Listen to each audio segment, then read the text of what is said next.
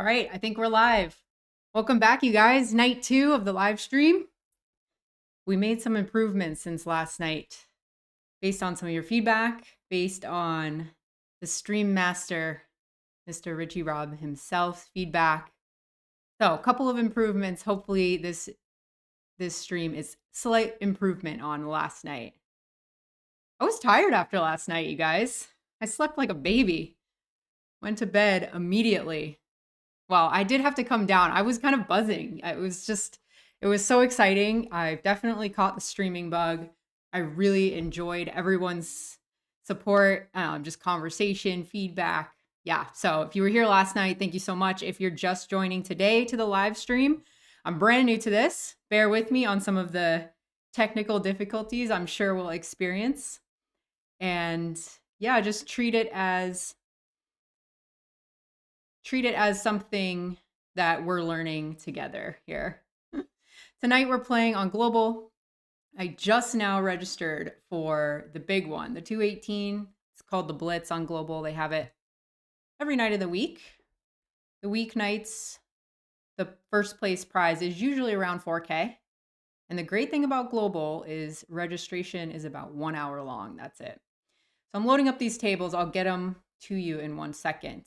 First improvement, maybe you noticed the big full webcam screen, this screen that you're seeing right now. Maybe you can hear me now when this screen is here. If so, let me know in the chat if you can hear me. But I see the little sound moving like this. So I think that means you can hear me. If not, happy to do another intro and welcome you again. Looks like a few of you were waiting before it started, so thank you so much for all the kind words before. Chad's back. He said he loves all the improvements and add-ons. Let's fucking go. No skills, just skills. He's on Global Poker tonight. Stranded. Hey, man. Welcome back. He said, so excited for tonight. Hi, Ashley. Hope for another 2 final tables tonight. Me too. That was epic. We had some first live stream run good last night, and it was pretty fun. Let me not go to that yet, actually. Oh, wait. Okay. Not quite in there yet. 1 moment. Boom, magic. Let me resize this a little bit for you. All right, so here we have the 218 15 guaranteed Blitz tournament on global. Let me know if you can hear the music, by the way. I can hear it in my headphones. Not sure if we worked that out. I don't see it moving on the desktop, so I'm not sure if that's quite working yet. Ace Queen, definitely gonna open in the low jack. We're all deep, so I'm gonna go 2.5x. Yeah, last night was pretty awesome. Not only did we final table in 2 events, but in the progressive bounty that was sort of a last minute let's play this one, I made $500 just in bounties. I don't even think I cashed that one.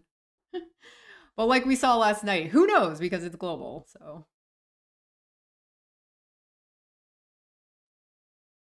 King, Queen, 9, rainbow, 3 ways. We have middle pair, out of position. I think this is a medium strength hand that I'm going to check it over and play some pot control with. And certainly win showdown. Sky bets into both of us for half pot.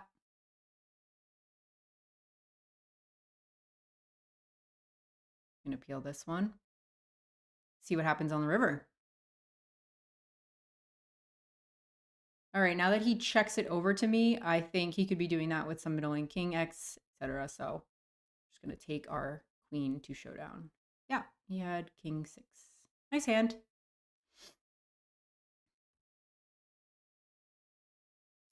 Fresh Coast Dawn says, is this the final table? Nope, we are just getting started. Final table stream was from last night. I think I marked it as unlisted on my YouTube channel. I'm trying to figure out eventually how I can get all my videos in a playlist, the live stream videos in a playlist that you can watch if you go to my page, but that don't kind of clutter up the homepage when you see all my vlogs listed. I don't want you to open up the home feed and just see all the same, live stream thumbnail. So working the kinks out on that, but eventually you'll be able to see that first live stream. You get to relive all of the snafus and all of the learning that we did together last night. So PJ DeGeo says, excited for this again. Let's go, Ash. Thank you. Welcome. Nathan Strange. Woohoo. Day 2, baby. Absolutely. Yeah, we cleaned up a couple of things. I can read the chat a little bit better. You'll see in the bottom left-hand corner, I think you can see that the total sub count on the channel. When you sub during the stream, I think it'll pop up even. I mean, woo, we're getting fancy up in here. Also, just so you're aware, if you just got here and you're just discovering this stream, we're doing sub chat only, meaning you've just had to subscribe for 48 hours or longer to be able to enter the chat. If you were here yesterday, you know there was some spammage. There was some spammage going on. So yeah, we're trying to minimize that by making the chat limited to people who subscribe to the channel for at least 48 hours or longer. And if you want to join, just wait a couple of days. The next stream, if you're not a subscriber already, just subscribe. It's free. What are you waiting for?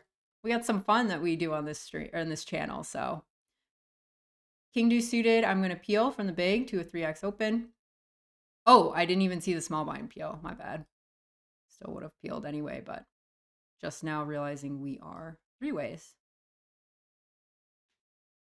So yeah, some slight improvements in the chat. We banned certain words that were common in the spammers screen names, stuff like that. So I see Chad's already in the chat. Yay, Richie Rob's in there. He's trying out. We thought we set up a payouts thing. Oh, actually, I need to go set that up a little later, but we're adding commands in there. I mean, it's going to be like a real life adult person stream soon. And I don't mean that in a gross way. I just mean it's going to get fancy. And hopefully I'll be able to keep up with all the new things. Wade Wessel says, dog napping on the rug. I'm happy. I know, we've got the Shibas in the room. We've got both. And the other one is napping up here on the little ottoman. So I took them on a super long walk this morning and it's starting to get hot out. So I think they'll be chill enough for tonight's stream to actually hang out with us. And oh my gosh, I can't believe it took me this long to bring this up to you guys. Look at this. My stream deck has a little doggy face on it right there. And after I fold this, I'm going to show you what that does. And hopefully I don't break the stream. But when I hit the dog, fold this jack deuce. When I hit the dog button, look what happens to the screen. Shiva cam. Nothing fancy. It's just a little bit closer so you guys can see them without me in the way. But yeah, when I go on break and stuff, it'll be really fun to have that in there. So let's see if I can bring it back. Yay! It's the little things. Love my Shibas. So the one on the ottoman's name is Saki. That's the girl.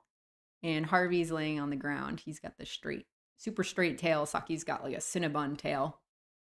So if you see them start wrestling or something in the background, you can choose your fighter.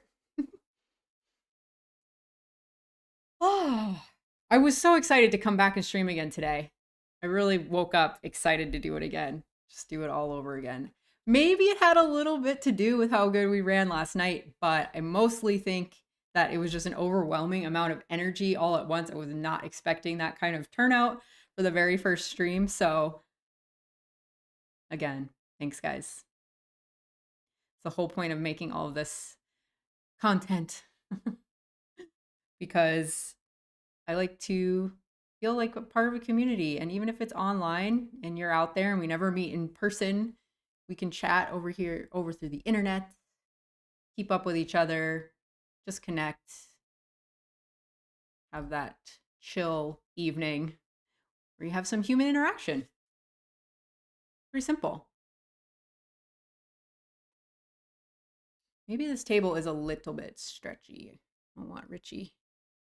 He worked so hard to make this look pretty. I want to impress him with the size of this table. Connor Thompson says, oh, everything jumped. Okay, you guys said no music. All right, well, we worked on the music part for probably half an hour, and Mr. Streaming Master himself, Rich, was working really hard to get it going. So we'll figure it out. I'm sure he will message me in the Discord over here on the side and let me know if there's something I could do to fix that. Connor says, really been enjoying the progress you've made with your poker analysis. Definitely mastering your game. Thank you. It's a lot about confidence. I'm finding more and more. It's just about owning your moves and then not being afraid to take some risk. If I can't take risk in a $200 online event, probably going to be hard to do it in a 3K or something live this summer. So that's kind of where my head's at poker-wise, you guys, going into this stream today and the rest of May, is to just kind of, when I'm on the fence, choose the more aggressive option. Kind of go outside of my comfort zone, forget kind of what I know and kind of push the reset button and just feel that creativity again, that kind of spark that you feel when you first start learning poker. And you're just trying things out. It doesn't feel like you're in autopilot. That's what I'm trying to do tonight. I'm just trying to reset, essentially, and be more aggressive. Everybody kept messaging me afterwards. Just be more aggressive. Listen, I know it's a hurdle I'm trying to get over. I just give people too much credit for having it, is what it is. And then the one time I don't give them credit for having it and call, I'm wrong. So it kind of reinforces the big fold. So I'm definitely incorporating that in the reset mode here, where I just let that ish go. Oh, we got action on the ottoman. Look at her. He's so cute. Normally her tail is super spiraled in like a Cinnabon, like I said. So when it's down like that, it means she's pretty tired. She's so cute.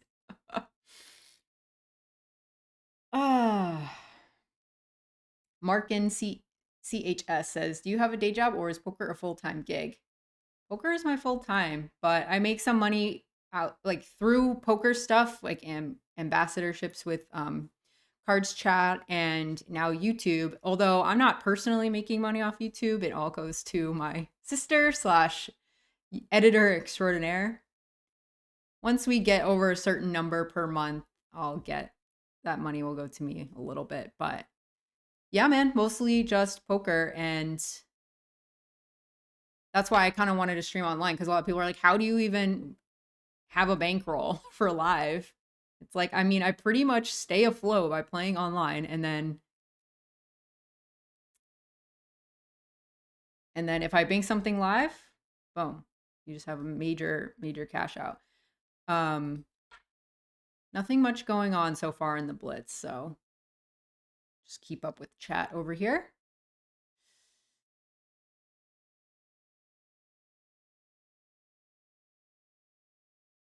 Paco Lee says, your new nickname, FTA, Final Table Ashley. I'll take it. High standard. Vance says, hey, folks. Glad you're up and running again. Ashley? Hey, Vance. Nice to see you again. Enra, greetings from Berlin. Oh my gosh, you guys, that was really surprising last night. People from India, Iceland, Austria, Australia, all over. Tell me where you're from. I want to see how many countries we can get down there. Even in the States, tell me some cities. It kind of puts things into perspective to hear where everybody is from all over the place. We're all coming together for this silly little game of poker and to hang out on the internet. Isn't life good? That we can just do this with our time every once in a while. Simon Smith says, good morning. Let me guess. Does that mean you are Australia? Wait, Simon was here yesterday. I'm going to start remembering you guys. I need you guys to put your picture or something instead of your little letter next to your name so that I can start remembering names and faces because is that too forward? No. If not your face, at least put your dog's picture in there or your cat's or whatever animal you have. Then I'll remember. Ooh, Simon the bird is from, Melbourne.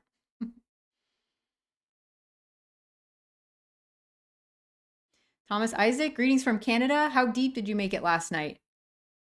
Well, we took fifth in the Blitz, this one we're playing right now, and we got second in the 55 deep freeze. That's a good point to bring up because I think the stream cut off on accident a little earlier than I really meant it to. Oh, Aaron Kwan is subscribed to the channel. Hey, I saw you here last night. Nice. And I think we had a little diddly thing happening, so our little graphics are working. They're just the generic graphics. Eventually those are going to be Shibas and, some yoga moves, stuff like that to make it a little more personalized. Anyway, results-wise last night, I don't know if I said it clearly, but last night I wrote it down, made about $2,400 last night. When all the dust settled, $2,400 profit. Not bad for a Monday night. We peaked around a little over 600 people watching. And yeah, a little bit nerve-wracking, I have to say, for a first stream to be responsible for entertaining that amount of people right away, but it was really exciting. Hit the ground running. Yeah, so normally I don't sign up for these until around 5 or so, but I wanted to give us some time to chat, catch up since last night, regroup, and then I can focus on the poker. Who else is in here? David Gill says, hi, Ashley, with a thumbs up. Hey, man. Kartik, Arya, great to see that these live streams are becoming a regular occurrence. Yeah, we're going to do it a few times a week for the rest of May, and then who knows after that. Definitely some online bracelet events are going to be streamed. Roy Kerwood asked me, what sign are you? I'm a Pisces. And so is my fiance, Jesse. We have a lot of friends that are Pisces too. I don't know if that means anything.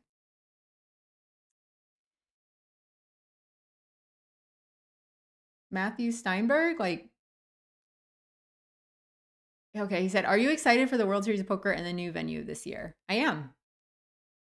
I think it'll be a fun change of pace. The parking is the only thing I'm not excited about. It's such a locals thing to say because living on the west side, when you have to cross the strip to get to the east side, you don't really realize how much traffic it adds. But yeah, I'm going to fold this. These guys are both regs. I don't think going to be eking that much value out of that. And we would have flopped a hard draw. That's all right. Yeah, I'm definitely excited for the World Series. It hasn't really, we've been so busy the past few weeks and traveling and everything. It really hasn't hit me yet until kind of this week that it's so soon. Quick turnaround from the last World Series. Only 7 months later, and here we are getting ready to do it all over again. It's a grind. It's fun, it's exhilarating, and it also can be torturous especially if all your friends are doing well. I mean, yes, you love and support them, but it's like sometimes you just have a really bad series and everybody around you seems to just be cashing easily every day. And then it goes the other way. Sometimes you're just having a bunch of cashes in a row. I've never final tabled anything at the World Series. That would be a dream come true. Just even final tabling something. Getting to be a part of that. They stream a lot of their final tables. That would be epic. And now that I have a vlog, I mean, what better way to commemorate a deep run than just to be able to make a video out of it? Kurt says, my money is on Harvey in a doggy battle royale. Yeah, Harvey is pretty alpha every once in a while. Israel, Texas, Kalamazoo, Pittsburgh, PA, Schnecksville, PA. Wow. Somebody said Schnecksville, PA. I don't know why that rings a bell, but I went to college at Muhlenberg College in Allentown. In Allentown, Pennsylvania. I have no idea if that is close to there, but it rings a bell. It might have been on one of the highway signs that I pass. I don't know. Arizona, Tampa, Michigan. Some dork said, everyone used to tell me, be more aggressive. And now they always say, why are you so dumb? Yeah. Results play a really big part in whether or not people think you need to be more aggressive. My last vlog, I folded ace queen correctly, and he showed me kings when I turned to queen. And I think that if he didn't show kings, maybe the comments would have been a little more negative about me making that fold. But since he showed kings, everybody said it was a great fold. So I think it definitely matters about results. Massachusetts, New York. Nathan says, everybody smash the like button. Thanks, Nathan. Everybody smash the like button for Nathan. No, but really, if you guys are back from last night, hit the like button. It'll bring more people to come hang out with you. And I don't think we're going to have Richard Simmons spam tonight. I think we took care of that. Although it did become kind of funny. Let's see. Perth, Australia. Right. Okay, he's from Perth. Simon Smith from Perth. I can remember that. Lakeland, Florida. All right. We got a lot of Floridians. I was born and raised in a place called Loxahatchee, Florida. Out in the boonies. Moved out when I was 18. Went to college in Allentown, PA. After meeting Jesse on Martha's Vineyard right after summer, I moved out here to Vegas. And I've been here ever since. Going on 11 years in Las Vegas. Still loving it. Don't think this will ever not be some sort of home base because it's just so convenient. Everything is here. And there's always something new. It's always transforming the city, which is really why I love it. Belgium in the house. Hey, George. Washington.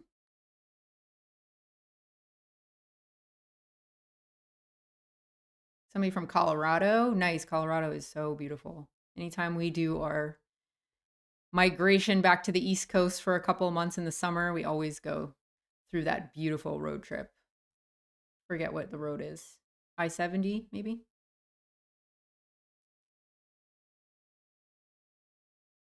Raphael Bloom. My first video was vlog 3 and a subscriber ever since. Thank you. Wow. Vlog 3. I actually remember that one because I had to do it was before I had a proper mic, and I did all my hand histories from a balcony in my house at 6:30 in the morning, just trying to avoid car noise in the background. If you guys are trying to start a stream or a vlog, don't wait till things are perfect. Just get after it. Things will slowly improve over time. Simon is flying to the UK tomorrow. Ooh, nice. Maybe you can visit Rich. Chad said, while I never lived on the west side of Vegas, I used to wake up at a flop house. Off Rainbow wrote on the regular. I don't know what a flop house is. Are you making a joke? You guys, I'm really gullible. So if you want to like have some dry humor or some like deadpan humor that will go right over my head and read it out loud, you can put that in the chat because I'm super gullible. I will believe anything you say. And sometimes I don't get jokes unless they're kind of explained to me because I take things at face value a little too much, maybe. What else? James Griffin, well done last night. Great show. Thank you. And welcome back. DIY Deborah, can't forget that name. Welcome back. She said, sorry, I missed what you said about how you finished in the 55 FT last night. It was 2 a.m. here and I fell asleep. Ooh, 2 a.m. I'm going to fold this when it's 4 ways. I finished second in the 55. I got second place for $1,500, a little more than $1,500. So profited $2,400 on the night across both sites. And that's pretty good because we busted 2 bullets in the 215 on WSOP. Tonight, we're not playing the WSOP circuit. It's a $500 buy-in. a little steep to try to do that while streaming and getting used to things. So we're going to stick to the 200 and below. I think that's pretty good benchmark to set. We're going to pull up the Tuesday Tussle. Is that what it's called? Oh, no, the Super Tuesday. Tussle is going to be later on. The Super Tuesday is going to be a $99. Pull that up after the first break here in a bit. That's a $99 buy-in. Cherokee, North Carolina. Nice. I went to a circuit event there, I think. I think it was a circuit event. A really pretty area. I love it. Michigan. Arizona. Prince Edward Island, Canada.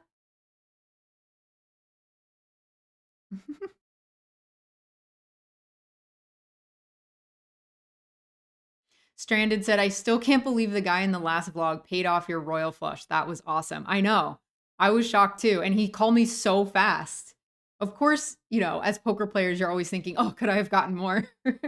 Because he called me so fast. And then afterwards, he even kind of needled, like, why didn't you just go all in? I already had made up my mind, which who knows if he really was going to, but I'm not complaining. I basically won 200 big blinds with a royal flush. Nice time to get it first. Matthew says hello from New York. John is Ottawa, Ontario, Canada. Tony's from King Lake, Victoria, Australia. We got some Seattle, Niagara Falls. Hey, Greg, welcome back from Niagara Falls, Ontario. Nice to see a lot of you from last night. This is great. I'll get to know you. Justine, San Francisco in the house. Let's go.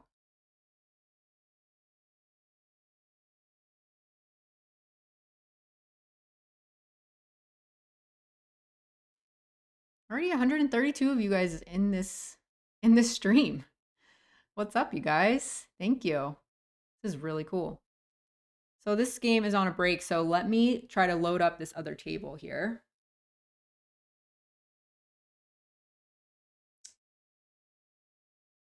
$99, 20K guarantee. It's an 8 max too, which is awesome because that means we're going to get to play more hands.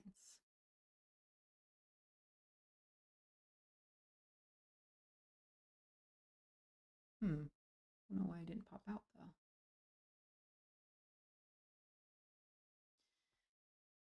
though. Oh, it didn't pop out because it hasn't started yet. Silly me. While we're on break, why don't we shift gears to the Shiba Cam? They're still chilling. Nothing exciting yet.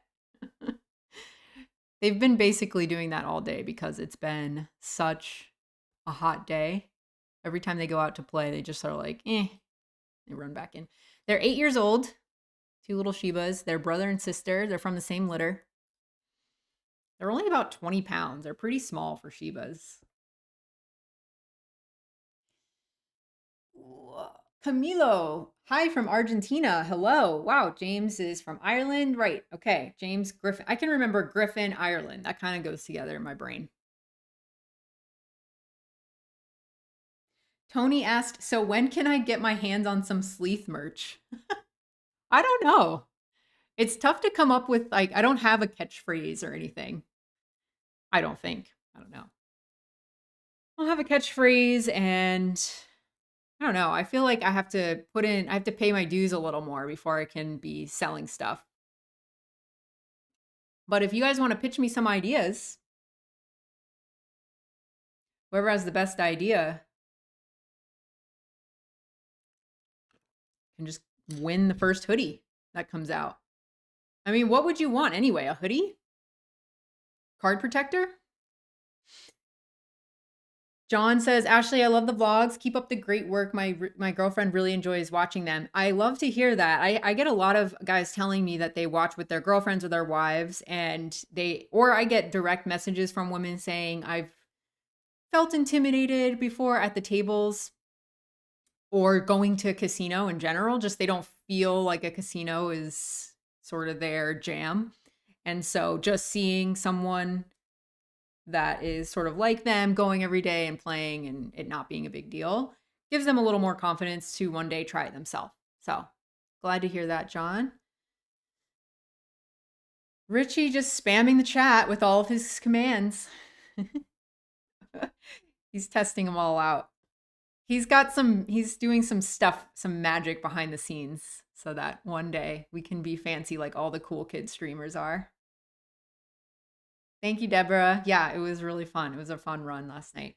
Kendall says, Salt Lake City, Utah. Have you been before? I haven't. I heard it's beautiful. I'm really blowing it living on the West Coast and not having gone to the Pacific Northwest, Vancouver, Redwoods. What else is there? Yosemite? Is it Yosemite or Yellowstone? Oh God. See, normally I could just edit this out of a vlog, but this is great.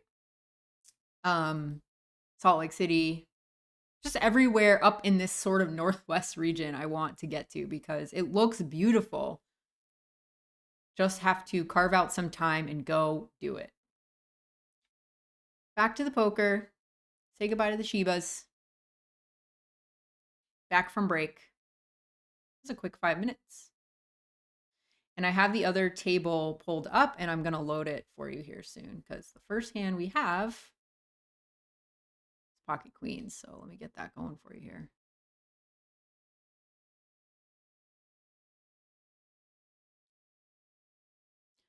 There we go. Just in time for you guys to see it. We're figuring this thing out. This live stream business. Looks a little silly here. I'm moving the table around, trying to find a good size. Oh, we got 3-bet from the big blind from Stuffed Crust. I remember him from yesterday. I'm actually just going to peel. This is pretty polarizing. In the queens, I think you could either 4-bet or call. But on global, you got to lean towards when they show a lot of aggression pre, they're not messing around usually. Especially big blind as a 3-bet. Oh, is that looking a little bit better? A little stretchy still. Right away, he's really sticking it to us, but we have an overpair. We're going to keep going.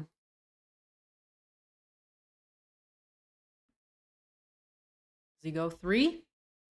Does he go 3? See what happens here. 6,500 in the middle at 60 big blind. This is just epic. Okay, now when he checks,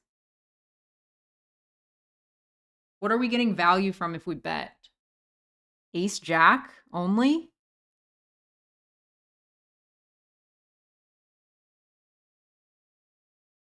Is that enough to go for it? Is he just trying to get us to bet because of the missed flush draws? He's pretty polarized here. Maybe Ace Jack exactly. But I think he would bet again if he had kings or aces. I'm gonna just bet for value. Like I said, we gotta when we're on the fence, we go for it with the aggression. Let him make the mistake by calling too much rather than not getting enough value with our premium. So that's why I landed on a bet. Let's see if it works. Damn it. Yeah, so he was getting after it with the...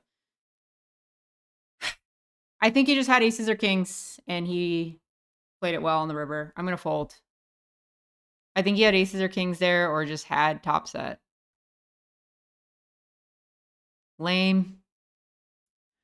Lame, but I'm glad that I just went for it because I think, let's say he did have king jack or ace jack that he 3-bet from the big blind. He would take a similar line, and then I miss value from those hands. I think if he had flush draws that missed, he would jam the river himself rather than check jam, or excuse me, he would bluff river by betting big. Himself, he wouldn't just check and hope that I bet so that he can bluff jam. Hope that made sense. All right. Can certainly come back from that. We're so deep. Super deep stacked here. The name of the tournament is Super Tuesday 8 Max Super Deep. Even though you lose half your stack, look at this. I still have 200 big blinds. I mean, it's kind of ridiculous.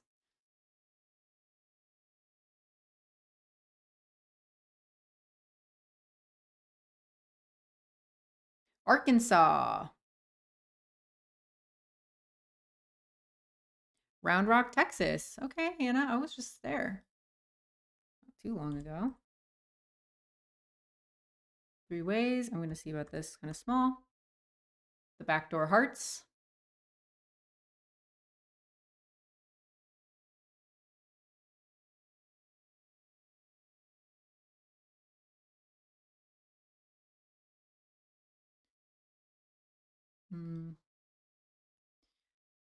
Okay, on this turn. Not great.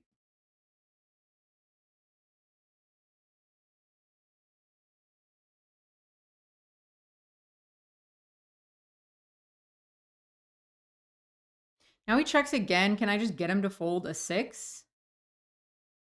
Maybe.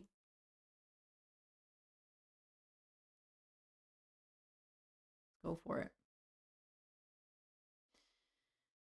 Again, he might just have like a middling king or like a middling pair that he just doesn't want to give up when I take this line. So, but I'm kind of committed to just trying things out tonight and just going for it every single time.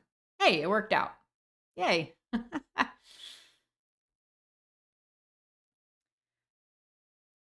Oh, I don't even know how to attempt your name, but somebody from Italy. Hello. What city in Italy? That's pretty cool. Roy said earrings. Like my earrings? It's hard to see with these freaking earbuds in, but, or AirPods, whatever. Whoa. What is happening up here?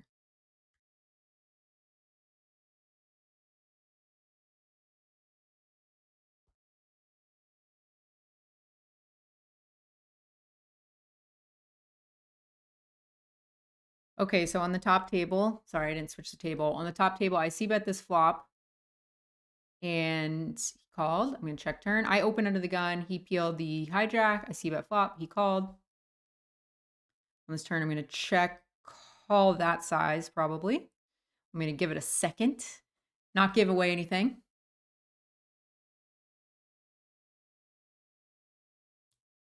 And hope to win a showdown.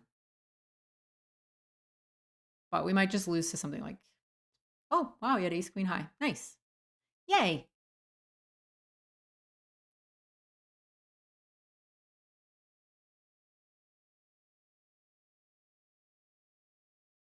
Beanies as well. Okay, so people are giving hoodies, hats, beanies.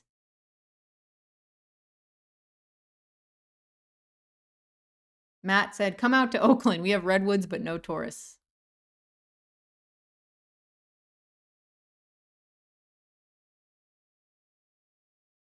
Marius, greetings from Norway and the Netherlands. All right. Never been to Norway either. And I actually have a friend who lives there in, is it Bergen? Is that a place in Norway? I think it's, that might be wrong. But it's beautiful. I mean, they're just always posting pictures of how incredibly beautiful it is there. Oh, I didn't see subs pop up. Thank you. Whoever subbed. I see Rich saying Teddy G. It's kind of fun to have the sub count in the corner. That's interesting. All right, down here, we've got ace 8 in the small. I think I'm just going to overcall this.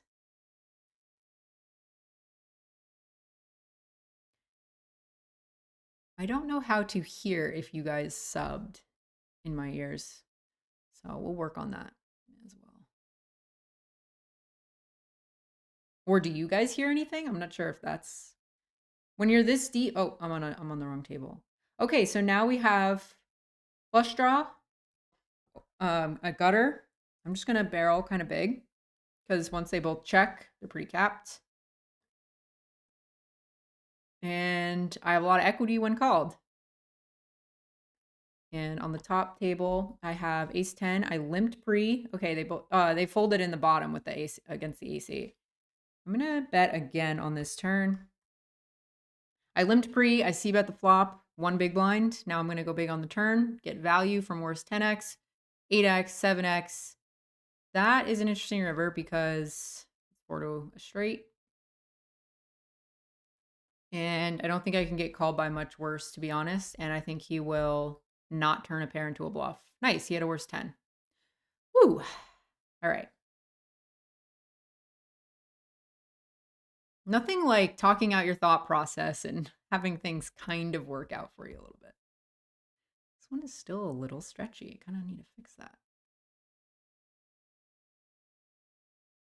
Oh, you know what? I'm taking notes on the side here because I'm a cave woman and I still write with pen and paper.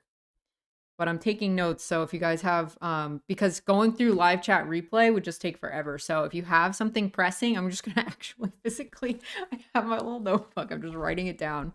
And one thing I want to write down is somebody wanted a 4-color deck. We're going to work on the music. What else? I want to hear when you guys subscribe. Sub sounds. Batty is from Brooklyn, New York.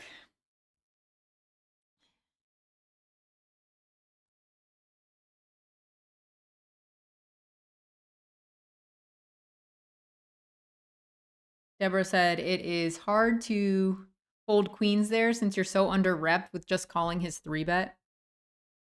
Yeah, but if he assumes that I have, I mean, that's true, but let's see, like from his perspective, it looks like I at least have a jack, right? So if I, in his mind, he's trying to get value from ace jack and he has kings or something on the river. His check is really good because he's getting all the missed flush draws to bluff and he's also getting a check jam in against a value bet from something like ace jack.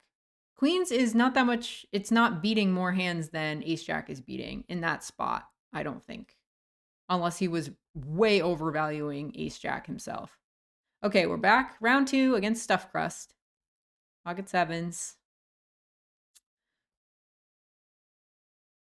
So yeah, that's why I think once the whole hand plays out, it's not that hard to fold the river. Just going to fold the 2 overs out of position.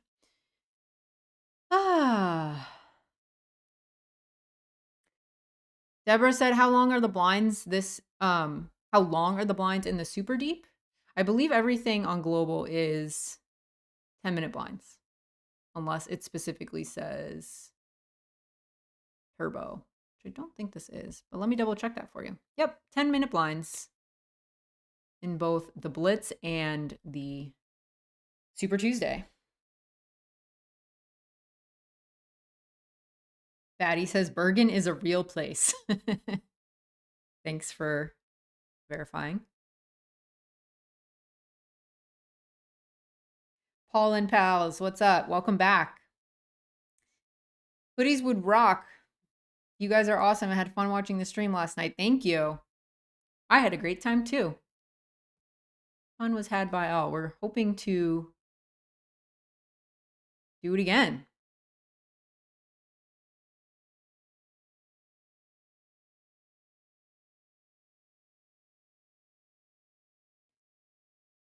Okay, bud.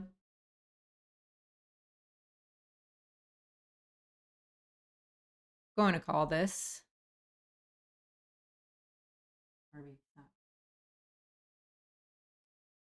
And to this sizing on the turn, I'm going to lay it down. Tough when he bets the flop when I think it was 4 or 5 ways on that flop with the 9s. So have to give him credit.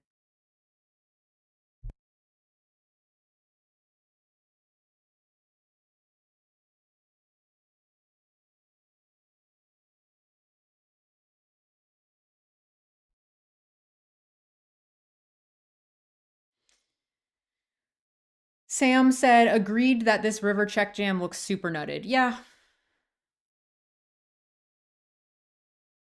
I mean, if it was on a site where people are just playing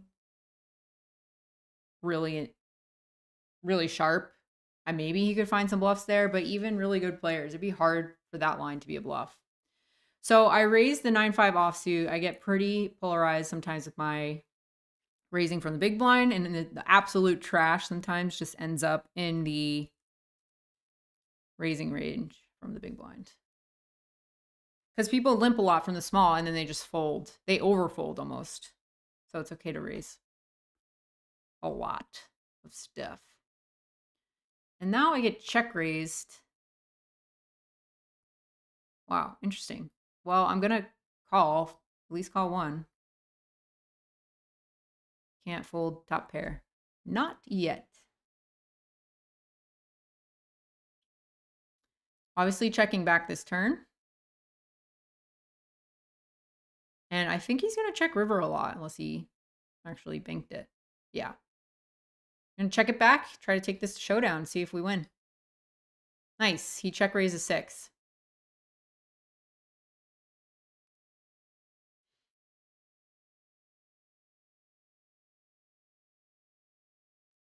George, hello from Argentina. Coming loud and clear. Love your tourneys. Thanks. Yeah. Riley says, so pretty and great poker player. Thanks, Riley. Calling Jack 10 suited in the small blind. We flop an open ender. 3 ways. Hit the gear in upper left and select 4 color deck. Okay. Now that they both check. Bet. Don't time out. I feel like Vegas is just going to come after us. Vegas grinder 23. Ooh, yay, got it through. I think that sometimes, I mean, it's obviously just when you're neighbors with people at the table, you're going to be in a lot of pots together. But sometimes you can almost feel, even through online, you can feel people's kind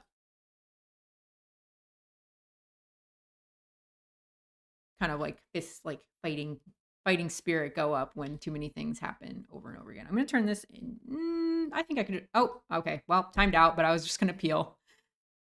This happened yesterday. It's hard to keep my time banks full while I'm chatting with you all, but I'll get better at it. Hit the gear in the upper left corner. 4 color deck. Woohoo! You just changed my world, Corrado Kev. Thank you. What do you guys prefer, 4 color or not? 4 color or 2 color? I'm going to peel the 8s. This is back up in the Blitz.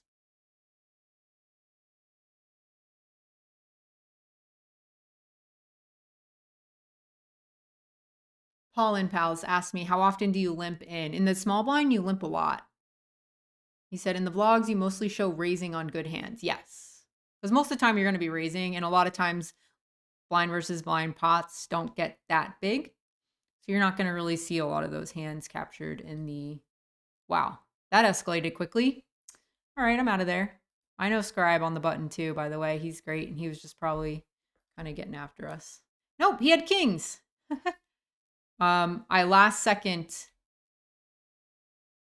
was able to get a raise in. Normally I would raise bigger, but didn't have enough time to make it the size I wanted. And I didn't want to fold such a beautiful suited connector. That's a lot of blue cards. Can cross my 4 color deck thing off the list. I have a lot of equity, but not a lot of showdown value here, so I'm going to bet on the larger side. Maybe get better hands to fold. Ace high, king high. Double barrel here. See if I can get a jack to fold. Keep our fingers crossed.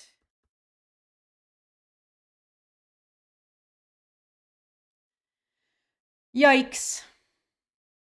Do we just have to go 3?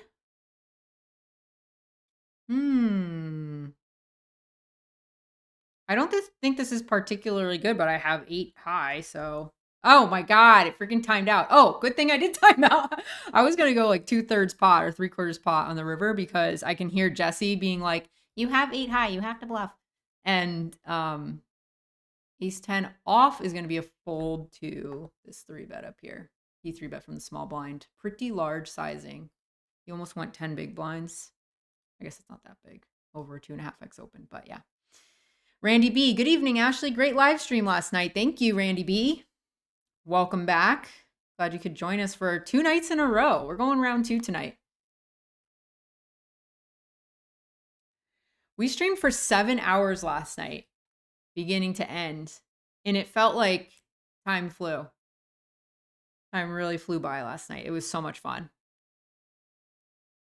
If you guys are not subscribed yet to the channel, you might not be able to chat for another 48 hours. So go ahead and subscribe. That way you guys can join the chat in the next couple of streams here. We only do that not to make people feel bad. We just did that so that we don't get chat spam again. It's only 2 days. We can meet then.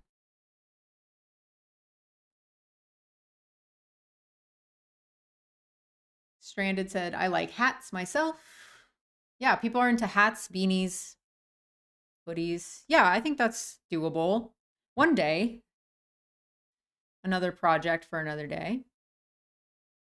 Randy asked, are you going to be live Mondays and Tuesdays? I'm going to actually be live Mondays through Wednesdays, just until the end of May. So the next 3 weeks. Because then the World Series is on. So have to focus on that, and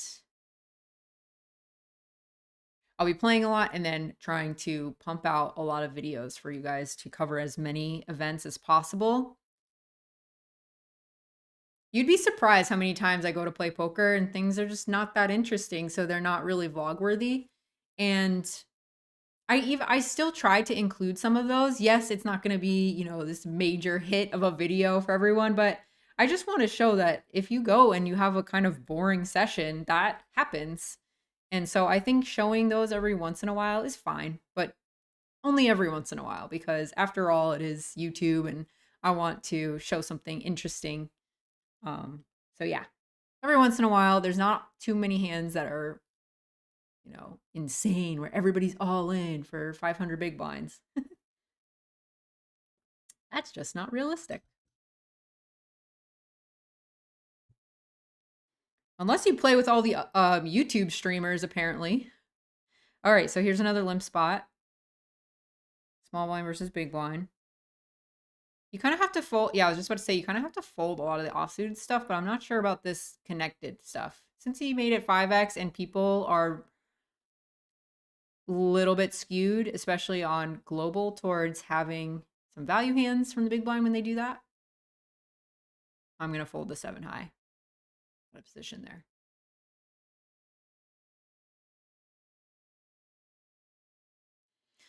Oh, everybody's giving me their feedback on whether they like 4 colors or 2.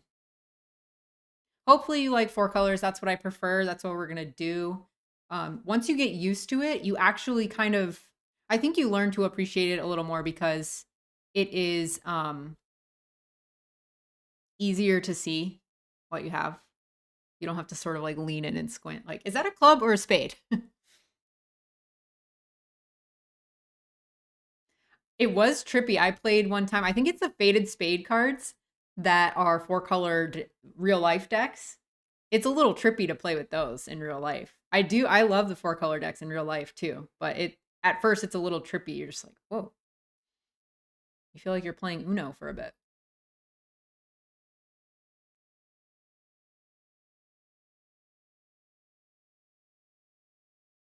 Takoki asked, any options to display your stack in big blinds?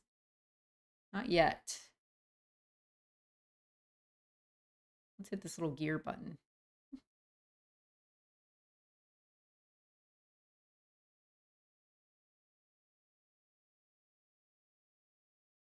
Doesn't look like it from this just little pop-up, but I'll add it to my little notebook.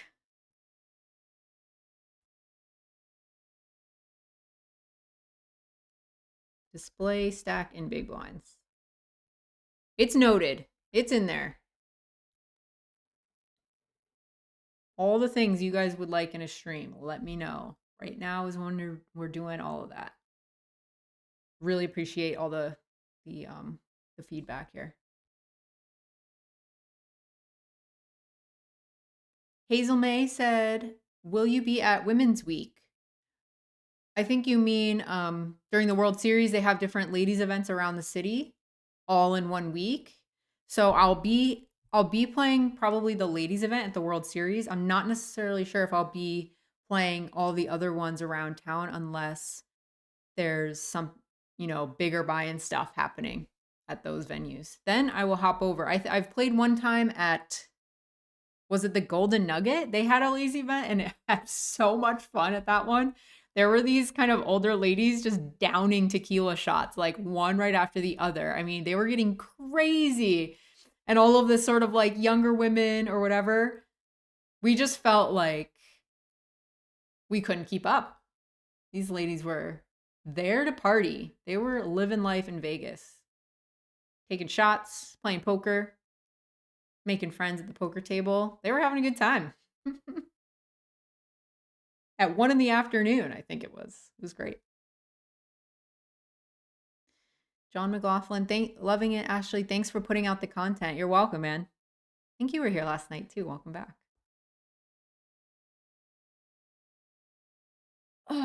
Paul said 7 hours of streaming. Holy crap. Yeah.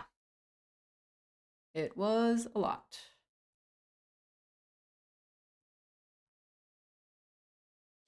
Let me know if it's lagging for you guys today. I'm sure you'll let me know without me asking, but I will keep it at 2 for a little bit and maybe attempt a third table. But I really don't want it to be lagging like yesterday. I want to keep it. I want to keep it up to speed. Mac was having a little trouble with the third table, I think. We did our best. Me and Rich met this morning for a few hours just going over things, revamping some stuff. Queen 9 suited under the gun, raising it up, 8-handed. We still have 120 big blinds even after that huge pot with the queens.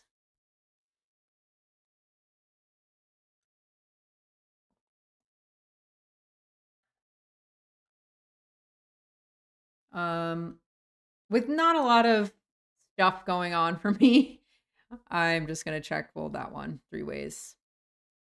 I have 2 overs, but I have no backdoor potential. There's nothing for me to really barrel off. And when I have 2 hearts, it's more likely that they have diamonds or spades that are going to float on the flop. So all that being said, I decided to check fold. Burton asked me, will you be playing the 600 deep stack or the mini main event at the WSOP? And thanks for streaming again. Well, you're very welcome. And thanks for coming. I'm doing it for you guys, doing it to interact. So thanks for coming in and chatting. Yes, I will be playing both of those, most likely. I've met some friends. I've made some friends that actually Jesse now coaches one of them. And I met him at the mini main event last summer. You just never know. If you open yourself up at the poker table and you open yourself up to having a good time, you never know who you're going to meet.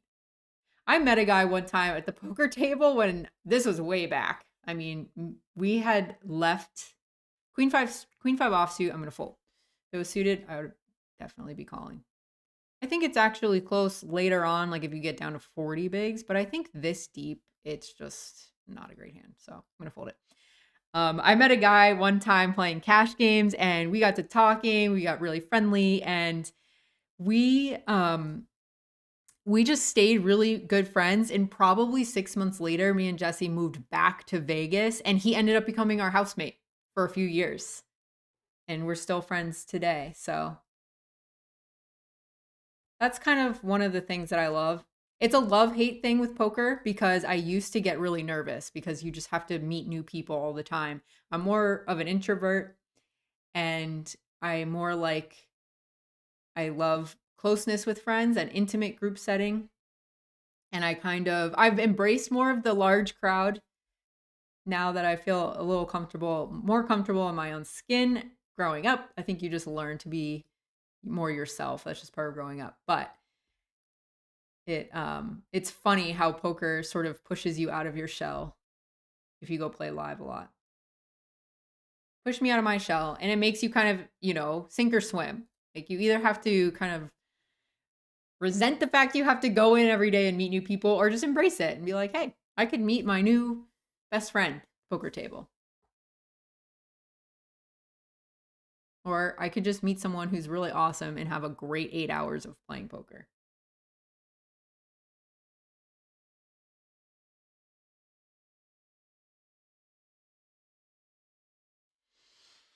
Raphael Bloom. He says, I fight the club spade problem in live, especially from seat 2, 3, 8, 6, and 7. Yeah, he means seeing the board. Do I have a flush? Do I not have a flush? It's like the Super Seniors event. It's so cute. I think even in the Seniors event at the World Series, if you guys haven't seen it, it's adorable. When you show up and you walk down the in-between spaces of the tables, there's just scooter after scooter after scooter. And when you look at the dealers dealing the flops, they'll deal out the flop like this. They'll put their 3 fingers on the flop and they'll fan the cards around the table so everybody gets a real good look. It's just amazing. I love it.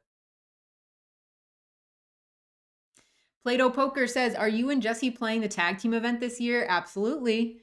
If I can get him on board, if I can get him out of bed in time, we'll absolutely be playing the tag team event. That would be a really fun one to vlog. I think we might have missed it last year. Was there a tag team event actually? I don't even know. I think it doesn't come to mind. I think that would have ended up being a vlog, so we must have either not played. All right, I got the go-ahead from the stream master himself. Richie Rob said, there is no lag. Add a table. LFG. Let's do it. So between the 2 big ones, there's some other stuff. Let's check out the lobby. We can do another deep freeze, 10K guarantee. That was the one we took second in yesterday. Or we can jump into a $33 bounty 6 max.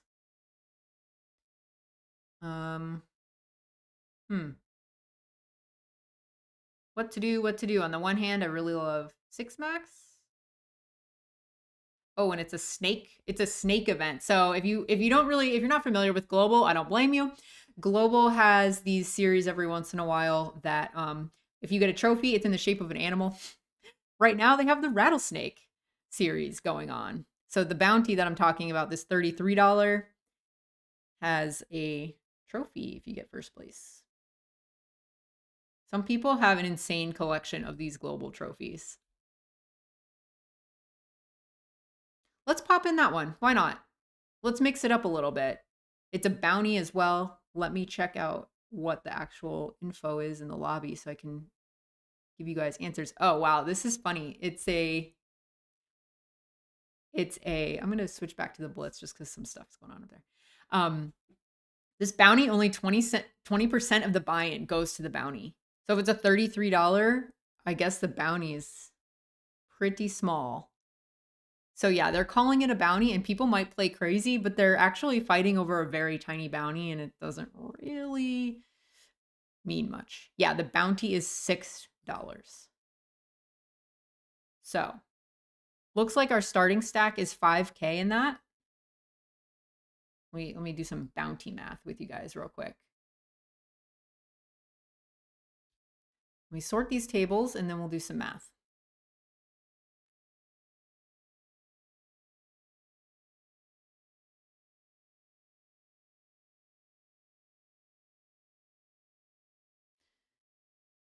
Ooh, so much going on now. It's just adding the 3rd table. Bear with me. I'm just getting it all loaded up. And we'll talk about it a little more. You guys can see the Blitz. I'm going to open this on the button. Actually, is this an open? This is kind of on the fence, I think. Might be a fold. Especially because Scribe is a good player.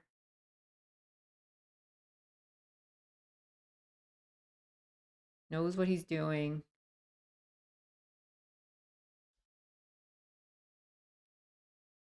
Getting that bounty loaded up.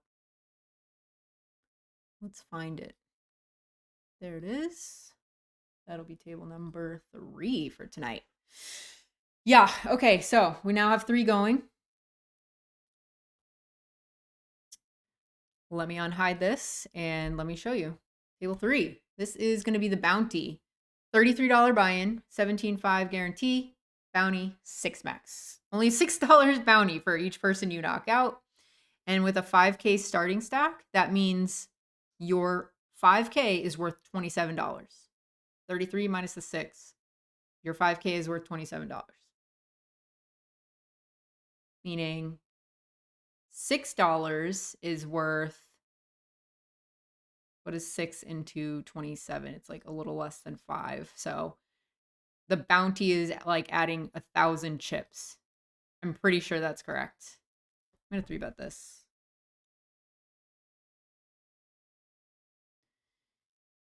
Pretty sure that's correct. Some people get that wrong. They're like, oh, the bounty is only a fifth of the, or it'll be like half bounty, half this. So they think the bounty is worth a certain amount, but it's actually, a lot of people don't know about those bounty maths. And I might have said it wrong, to be honest. So don't listen to me. I am going to, I don't know why it's doing this. Crap. Come on now. There we go. That's what I wanted to bet. A little funky.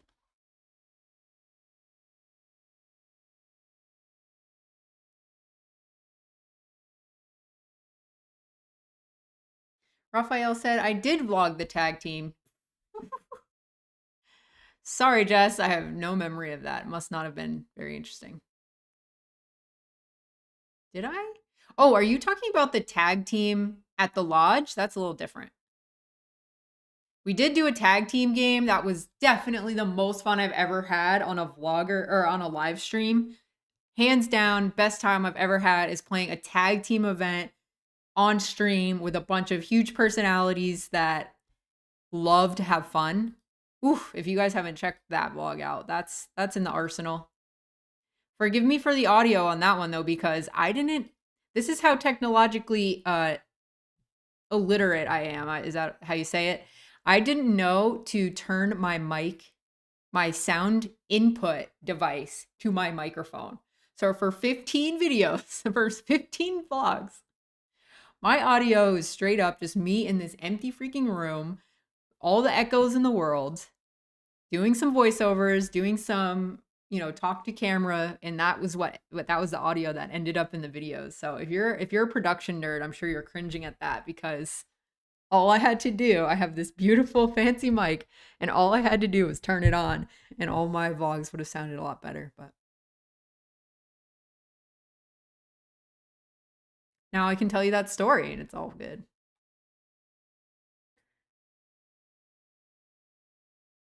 Stranded said, I really get uncomfortable around people in person, so I never speak at the table, and a lot of people think I'm a prick because of it. Yeah, it's I like both ways. I'm glad you mentioned that, because yes, the time passes when you're at a social and fun table, but I really don't like it when people pick on somebody for not talking or putting their headphones on and just being in their zone and focused.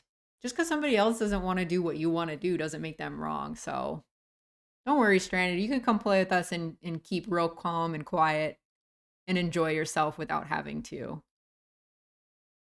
talk to us. I'm making it sound like we're holding you prisoner, but some people just love poker and they love the strategy of it, so they want to focus on that, and really the thrill that they get of it is trying to play really well. So if all of a sudden they're getting distracted by, and feel uncomfortable with a bunch of people who just are dying to, I'm going to check raise this one. 9 high flops. Can check raise a lot. Oh, we bet pot though. Ugh. A 4 or a 7 gives me a straight. I'm still going to check raise. I'd rather check raise and just like kind of. This was a tricky one. I took a screenshot. I got it in time before the table is gone, and we got 3 bet. Maybe I should have just called because I had a double gutter. Oh no, I don't have a freaking double gutter. I'm fine with that. Oh my god, I'm just misreading the board all over the place. Okay, I'm fine with that. I'm even more fine with that. If I really did have a double gutter, all I had was a 7, right? Yeah. I can count 3, 4, 5, 6. 3.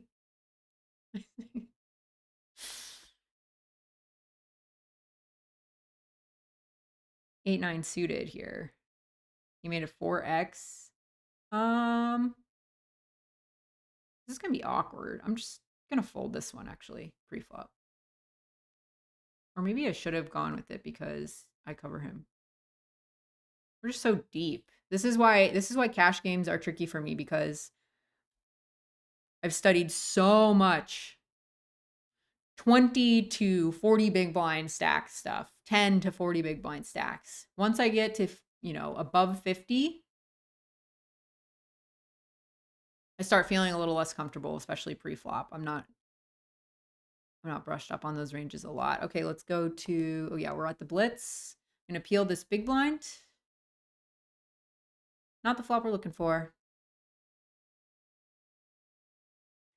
Max said, is it a PKO structure? No, it's not a progressive knockout. It's just a straight up bounty, $6 per person you knock out. Pretty simple, but it's a 6 max, so we'll get to see more hands down there, which is cool.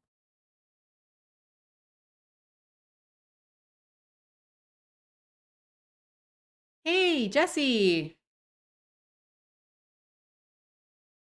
He made it to the stream.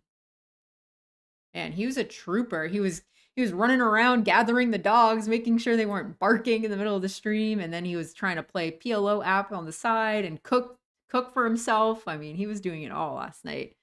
He went to sleep when I was waking up.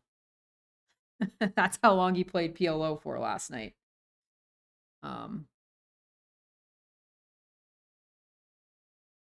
I can always tell when he's kind of when he's losing on the night too, because he'll just be like, "Oh, I'm winning," and go to sleep, call it a night. He's like, "Oh, if it's 2 a.m., all right, I'll call it a night." If it's about 6, going on 7, and he's still playing, I'm like, "Ooh, must have been a bad night," because he's trying to chase his losses. Like we all do. It's so much easier to leave the table when you're up, you're feeling good, want to book that win. What are you guys seeing right now? You're seeing nothing. Okay, let me move you to the stuff where the action's going down. I called low jack. First under the gun open.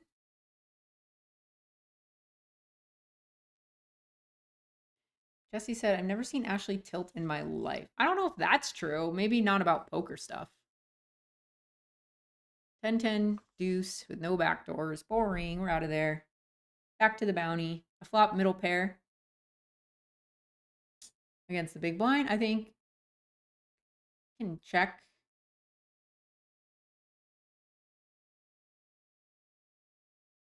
All right, so based on that note, this guy's unconventional. I'm happy with the check because kind of just lower the guessing games. Just get to play kind of straightforward. After I check back flop, I think I'm just going to call this river. Call the turn, call the river. Hope that he has missed spades or worse jack that he's just overvaluing. And he has a flush. Up here, I have the king of hearts. I think I'm going to check this with these stack sizes. Don't want to get blown off. Now he bets half pot. I have the second nut flush draw, 2 overs, gutter to a straight. Oh, I forgot about the gutter to the straight. Dang, maybe I should have bet the flop. Sorry, I'm slightly distracted. Drama with an H. I guess I can beat some stuff. Yeah, he was just checking to call, so Maybe that was a spot I could switch up my flop play. I don't know if that was good. Let me know. Over 200 of you guys in the chat. Let's go. Just getting started. Barely an hour into this thing. Or a little over an hour into this thing now. So if you haven't said hi yet, come say hi, chat with some people, make some friends, talk poker, talk WSOP, talk life, where you're from, what excites you about poker, vlogs, whatever. It's just a place for everybody to hang out and get to know each other. Oh my God, Jesse's just trolling me about my... Yeah. I misread this. I thought I had a double gutter. I only had a gutter in that one hand. Silly me. Silly me. Stranded said, I am really looking forward to the WSOP. I am playing 3 events for the first time ever. That's so exciting. The WSOP is really fun. A lot of energy there. So many people are just, this is their big vacation. It's their big, trip that they've looked forward to for maybe years. And especially this year, since it's been so long, since the series has been in the summer. And then last year was a little funky with all the mandates and, people just still being a little worried about being out in public, all that stuff. Extra reason to celebrate this year and just celebrate the fact that we all get to be there to play. Ben said, math is hard. It really is. Somebody asked Jesse about the bounty math. He knows what it is. He majored in math. He's always correcting my numbers. All right, up here in the Super Tuesday, let's see what's going on up here. I peeled the big blind with Queen 6 suited. We're going to check to the original razor under the gun. Sugar rush. Bet half pot on this flop. Doesn't feel good, but I got to call it the queen. Checking it over.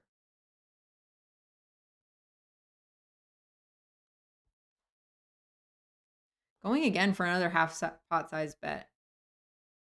Just going to fold the turn. I have a lot better hands to call with.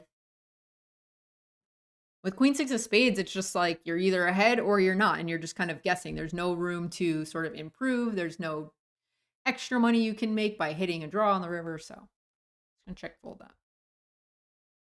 By the way, when I go on these little tangents about my decision making, I'm not trying to preach or anything at you guys. This is me just thinking out loud. This is there's never a moment where I always think, yes, I'm absolutely 100% correct. Everyone should do what I do. No, this is just me trying to describe my thoughts to you in the moment. So you're not like, why the heck did she do that? Take it with a grain of salt.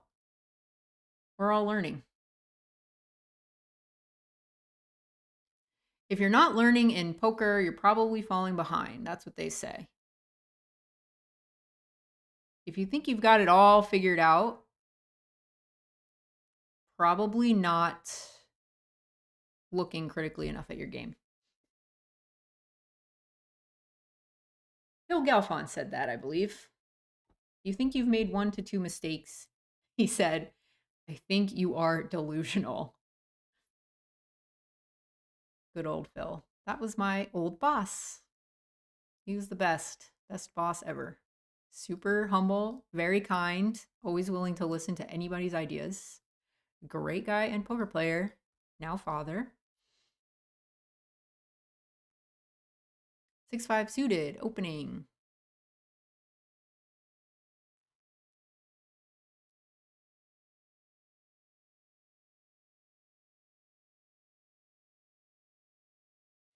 Richard. Hey all, I didn't know there would be another stream today. I've liked the video already, by the way. Thanks, Richard. I appreciate that. Stuffed crust is really sticking it to me today.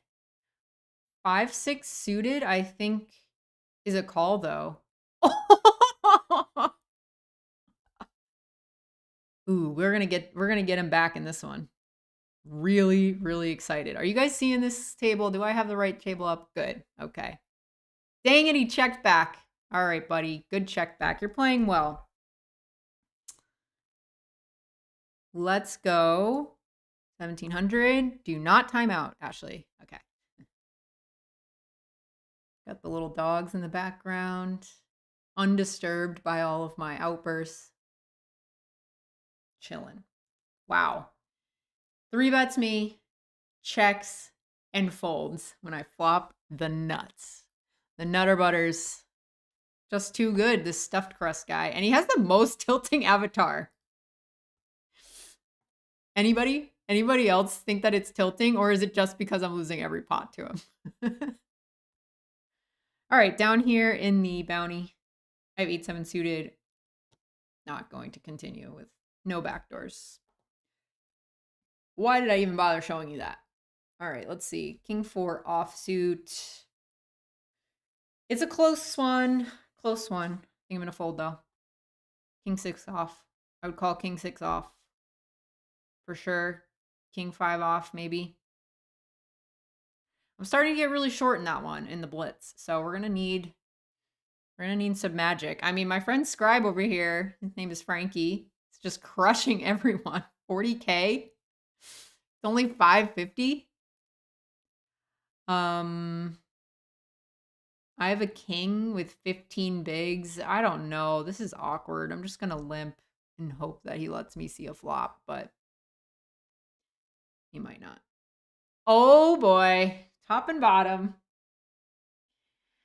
Gonna give him the old min bet.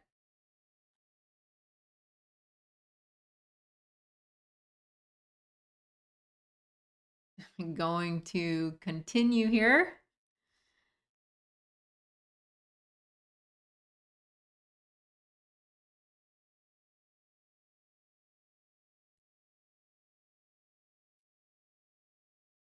Come on, yes. Yes. Oh my God, he had such a redraw on the turn. Beautiful turn. Faded it on the river. All right, we're kind of back in it. We've got 30 bigs. That's the sweet spot for me, especially when I study tournaments. That is the sweet spot. 30 big blinds. I've studied a lot pre-flop. I've studied a lot post-flop on 30 bigs. That is the general amount that I feel comfortable with. What's going on in the chat? All right. Blood Moon is back. Blood Moon gave me my first super chat ever. I'll forever remember Blood Moon. $20 right in the super chat. I didn't even know what a super chat was, so that was awesome. Let me move over to this table. He's back today. Nice to see you. Yep, we made 2 final tables last night, and we got $500 in bounties in a tournament that I don't even think we cashed technically. But I mean, we just had an epic amount of bounties. Yeah, we just busted people left and right, ran hot. This hand's pretty boring. We move down to the bounty down here. I have ace-10 offsuit in the big blind. I'm going to call that. Flopping top pair. I'm just going to check it down with that guy up top. He had queen high. Yeah, fair enough. Let's see. I think I'm just going to... Yeah, I think I'm going to call. Check the turn. Call again when he bets.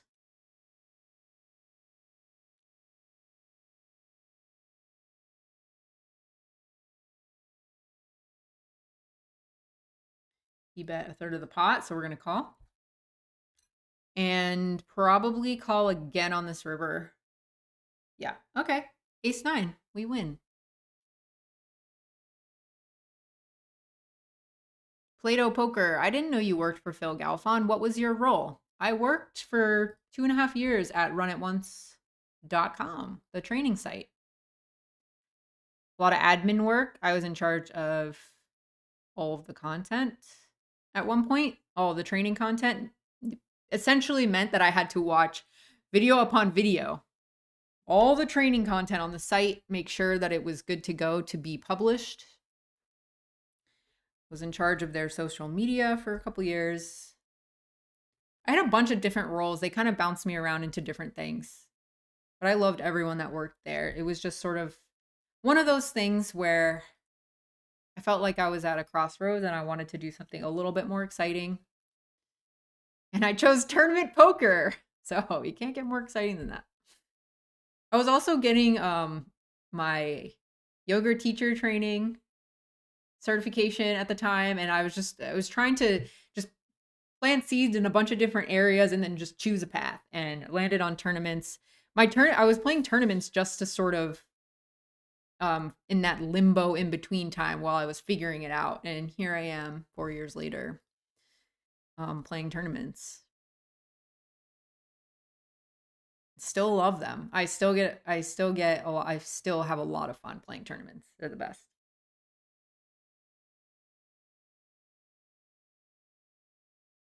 Aaron Kwan, finally I can chat. They had me on an hour cooldown after you subbed. Oh, sorry.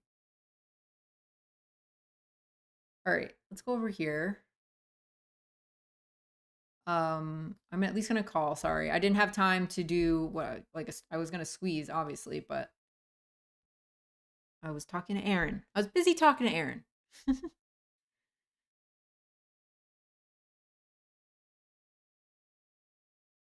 You guys ever have one of those dealers that talks a lot, but is just so on point? They just never miss any action, any bets. They can just carry on a conversation and still do their job really well. It's pretty cool. I mean, all four of us are just going to be seeing this turn. Pick up an open-ended on the turn. He bet so small on the flop. I was just getting insane odds in position.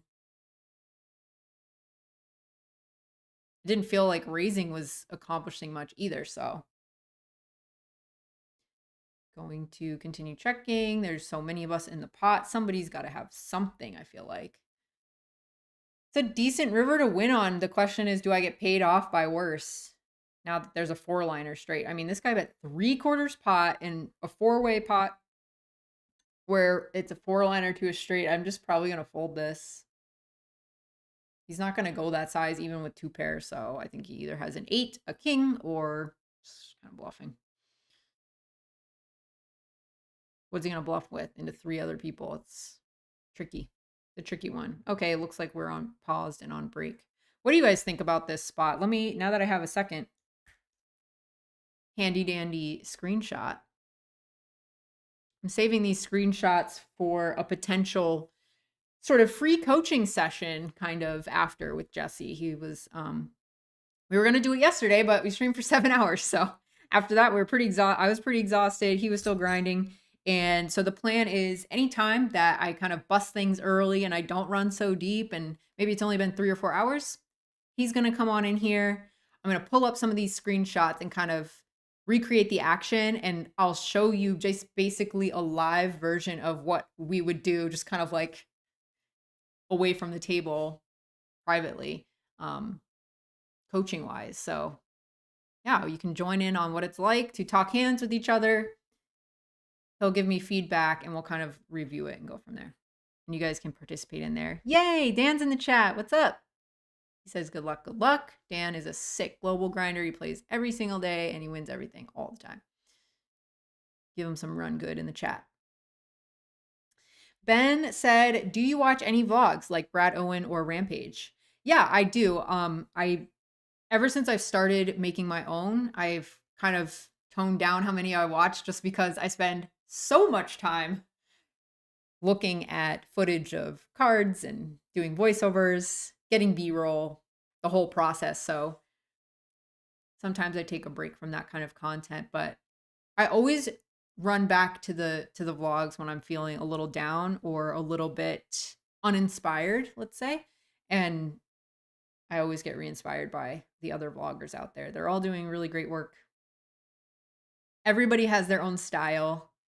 And it almost feels like as creators, we are riffing off of each other. It's like a creative conversation where you get inspired by each other, change up your little tweaks here and there on your stream based on something that somebody else did. And everybody's videos slowly gets better. All the graphics start to improve and get a little more accurate, a little more filled out, which is really cool. I like that about the community.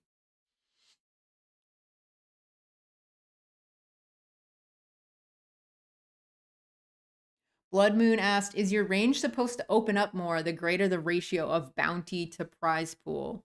It's more like the more the bounty goes up relative to the size of the pot. So like if your bounty is worth half your stack or something, now all of a sudden when someone goes all in, you have to add half of a stack into the middle. So at the beginning of a bounty tournament, there's just so many extra chips in the pot that you're incentivized to call a lot of things. Jesse's in the chat. He can maybe confirm or clarify that a little bit, correct me. But that's my understanding. There's so many more chips in the pot. It's nice to think of it like that. Just think of the bounty in terms of chip size and how much it adds to the pot.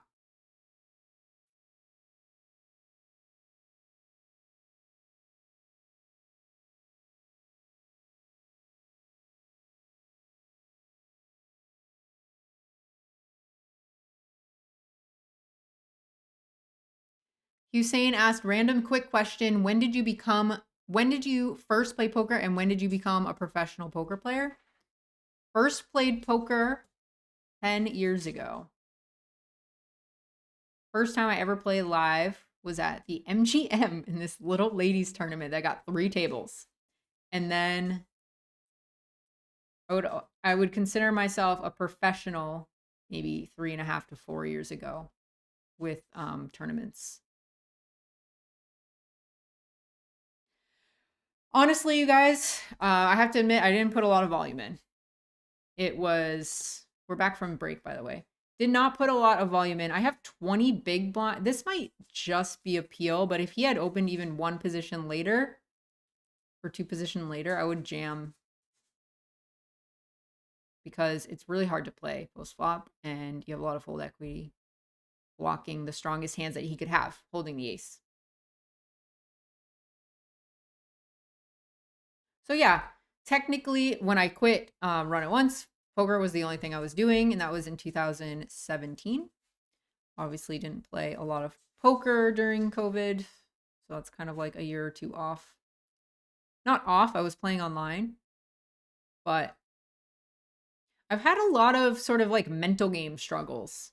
We talked about it a tiny bit yesterday, but I used to be so hard on myself when I made mistakes that it kind of stunted my fire. Like I really didn't, or I don't know how to say it. It kind of made me not want to go play because I was just dreading any mistakes that I made. That's just such a hard way to play this game or to approach it. So I just didn't play that much because I was, I guess, a little bit of a perfectionist. Over this past year, I've really kind of grown away from that, and I look at it as a numbers game. Just put in the volume, study, and actually finding things to study more often. This is in the Super Tuesday. Ace Jack offsuit, under the gun opening. We have 50 bigs.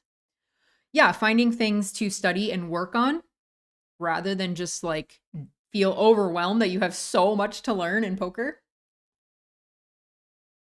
makes it easier to deal with those types of mental game leaks or something. Queen high flop were 3 ways. And let's see, I think I checked this. I think I checked the queen 9-5. Over here, we've got ace king, less than 20 bigs. This is going to be an all in. He opens slightly more than 2x.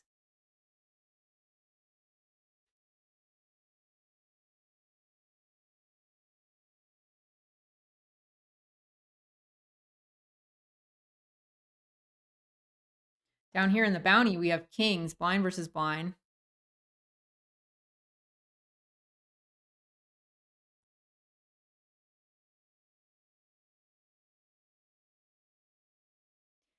And this guy limped. Oh, excuse me. No, he raised 3x. I 3-bet. Now he's in the tank.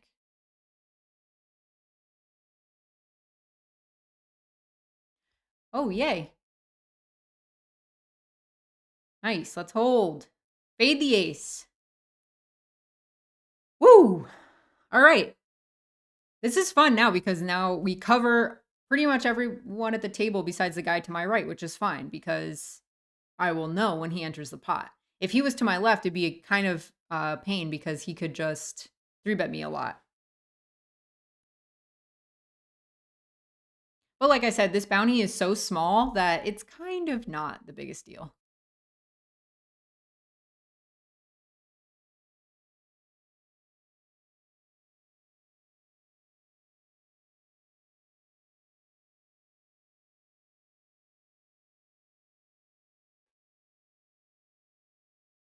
No! Oh my God. I just misclicked so hard up here. That was so bad. I was going to make it 650. Well, he folded. So, wow. Okay. Misclicked up there. It happens. I think I get called by worst ace X down here in the bounty. So that's why I'm going to c-bet small. Going to check back the turn. Up here in the blitz, we were 3 ways on the flop. In this, I checked to the button. He bet small. I called. On this turn, I checked. And he's in a little bit of a tank, but we've turned an insane draw on the turn. Open-ended royal flush draw.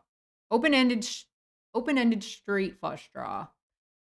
One of those outs being a flush. Oh my God. We got there on the river. Going to jam. Let's get a call. Oh my God. What a cooler. That stinks. He just had the nuts. Just had the nuts. Up here on the... I'm just going to overbet jam, I think. God. He had a set. That was an interesting hand. I don't know how to like go back to the replay. So let me go over to one of these other tables. Wow, a lot was going on. Sorry, I couldn't, if I kind of wasn't explaining things very well, but the one where that guy had a set, I had top and bottom where the flop had just checked around. The turn, I bet in a 3-way pot, and the guy that raised pre just calls. The river, I overbet jam. All flush draws missed on the flop, and if he did have a sort of middling ace and I was bluffing, I would want to put a lot of pressure on that, so I would overbet jam. And, you know, I'm pretty polarized there, so...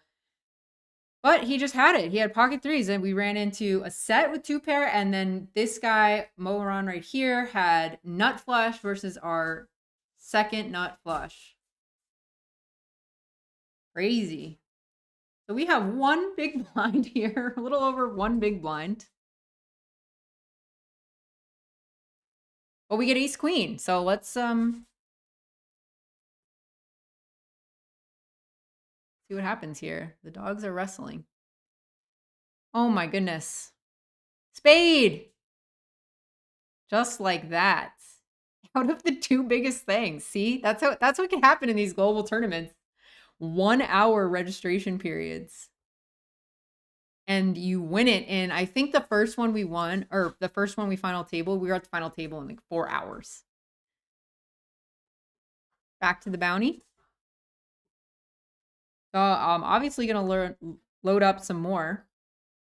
Yeah, that was crazy. Just like that, out of two of the bigger events.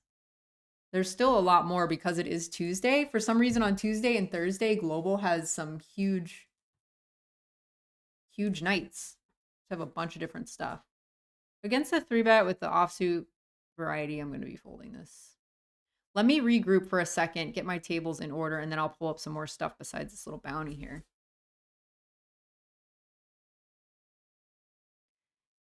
See what you guys are saying in chat.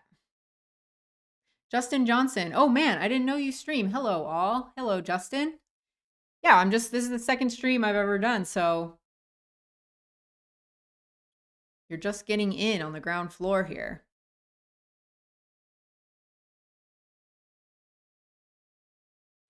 Poker Tournament Grinder said, I'm the same way, super hard on myself, and therapy helps. Yeah. Did therapy for a little while in the fall. Certainly did help.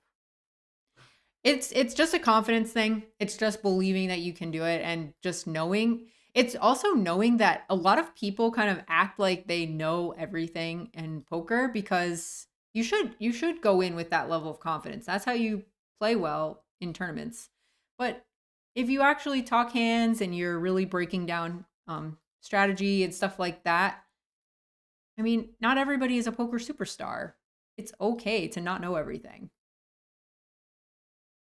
As long as you can embrace it, you're better off. That's what I'm trying to learn. Station pre is what I have as his note, so I'm just gonna call. Middle pair, easy check it over to him. This is the bounty, remember, so this dynamic is that some people play really tight against people that cover them because they feel like you're never gonna fold because it's a bounty. Even though this one is 20%. 20% goes to the bounty, 80% goes to the prize pool. Checks 3 times. Will he call with worse? I don't know. Let's see if he does. I think he could have called with a 3. That got the nerver. With ace high. Oh! Dogs are going crazy. Tearing up the rug. They're tearing up their little disco stage. Saki's ready to get out of here. You ready to go? I'm gonna let her out. Be right back.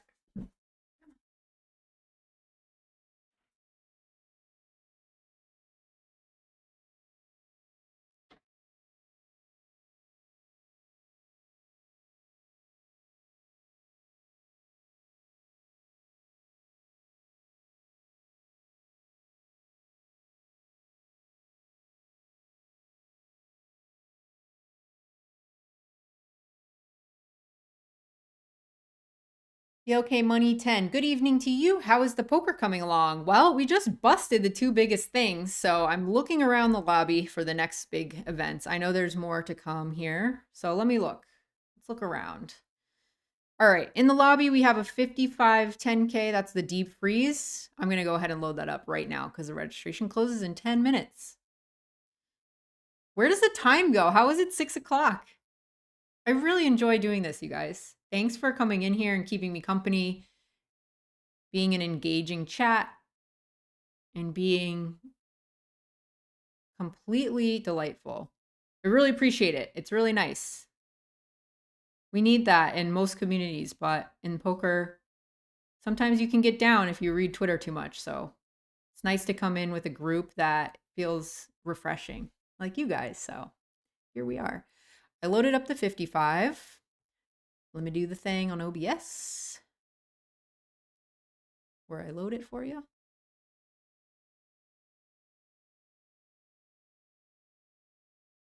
Deep freeze. Okay. Oh, and now we have queens.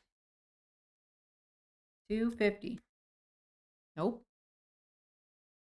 250. Please. Oh my. See, that's why I sometimes min raise. That's so tilting. That is so tilting.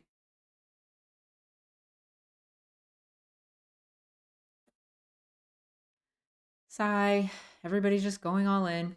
We would have had queens. Well, we would have lost to this guy. Almost would have lost to both, but still. We would have won versus the bigger stack and shaking it off. It's already over. Let's see. Oh, that needs to be table 3.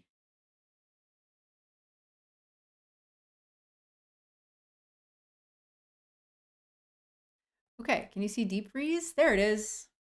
There we are.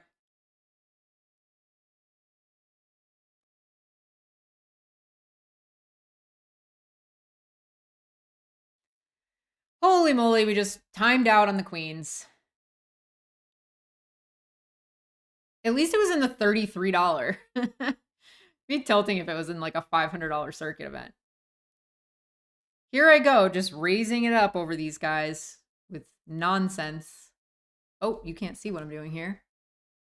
That's not it either. Oh boy, I messed it up.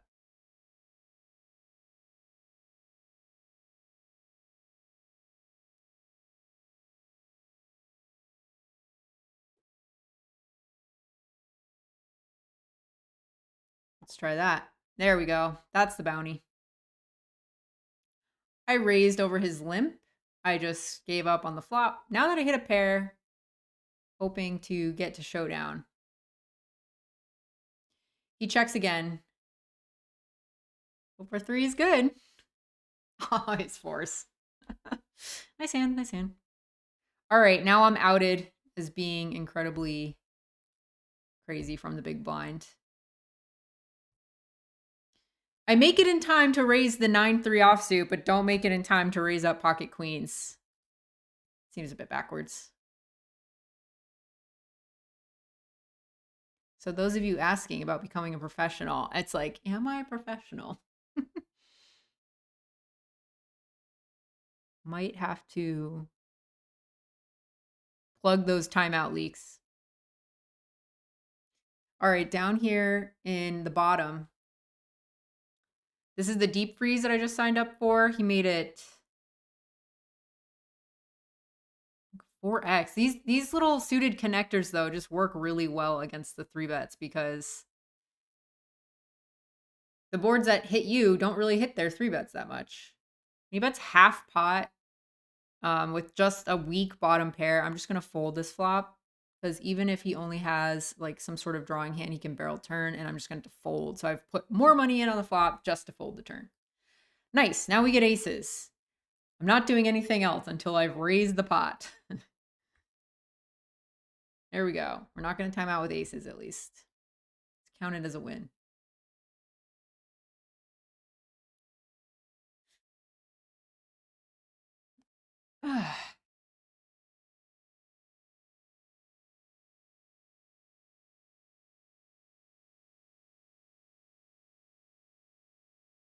Everybody folds.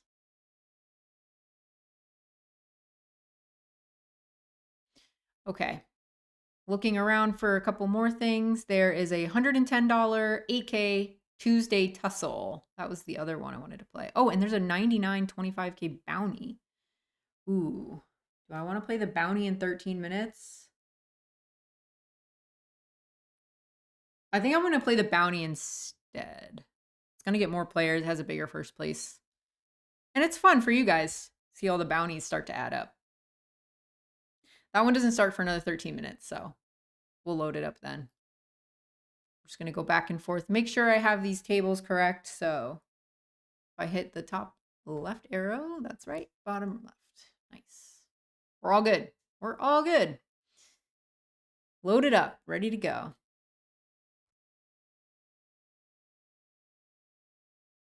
No skills just says, bounties are like outrunning Jason in a horror movie. I do what I think is right and then get murdered by Jack 4. LOL.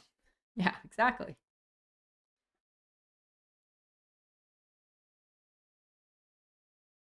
You just don't know what level people are on, if they even notice how big the bounty actually is, or if they're just excited to be in a bounty and they're ready to call any all in with any hand.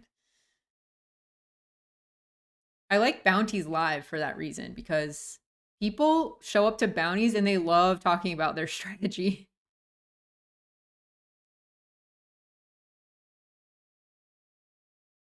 So it's pretty easy to figure out what kind of level they're on with you. 200 of you guys still in here. Welcome. And thank you guys who've been here since yesterday, essentially. Going to raise this up. Yeah, going to raise this one. This one I know I just have a gutter. Just gonna raise a few gutters, see how it goes. Check raise on boards where when I think people have it a little more often, they go a little bit bigger, like this board. And when they're just in autopilot and they don't have it, they just kind of go third of a pot. Yay, it worked. I'm going to celebrate my small little bluffs.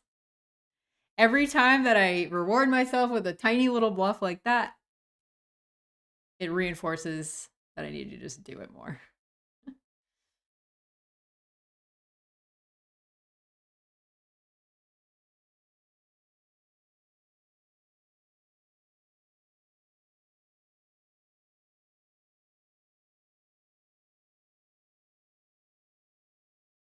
Ooh, Dan said, you got to be careful in the PKOs with the time bank since antes don't start until after break. They don't auto-engage time bank unless you have chips in the pot? What? He's the real global MVP, so just listen to Dan in the chat. He knows everything. Simon Smith is back again. What's been happening for the past 2 hours? Well, Simon, I busted the Blitz. Second nut flush against the nut flush. And then I busted the $99 top and bottom pair versus I had ace deuce on ace deuce 5. Turn was a 3. River was a queen. And he had pocket threes. Just banked it on the turn. Didn't raise me on the turn, and then I overbet jam the river because all the draws missed. I thought I would get called off by a pot-controlled ace-x holding, and instead he just banked a set on the turn. So you're all caught up. Also, math is hard. That's what's been happening the past 2 hours. All right, so now we're in a bounty, and we're in a $55 deep freeze. In about 20 minutes, we're going to sign up for another $99 bounty. 25K guaranteed in that one, in the prize pool.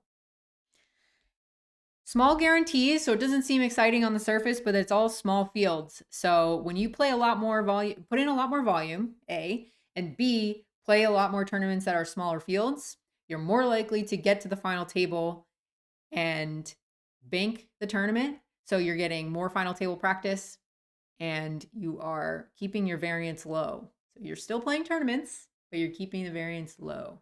You're playing these smaller fields. So we don't have 6 figures up top, but what we do have is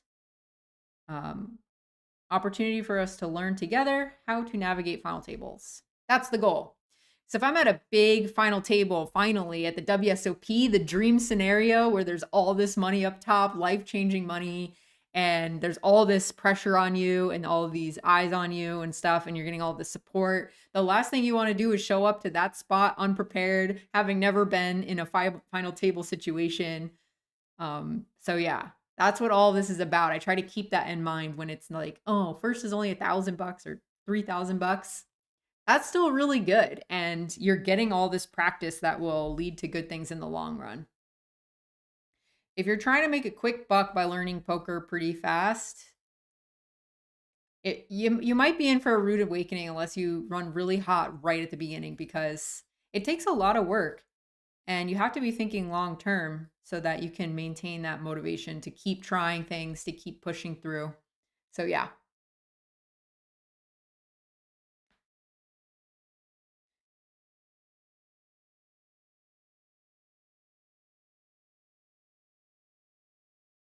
Trying to catch up here in the chat. Julio says, play the late registration Rattlesnake 33 bounty tournament. I'm in that one. Oh, are you trying to tell the chat that that's what I'm playing? My bad if I missed that.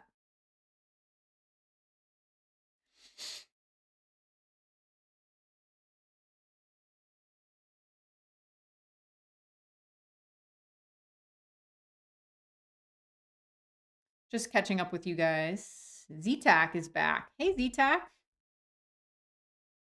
He said, all right, another live stream. Remember, final tabling at least one table is mandatory. Yes, required.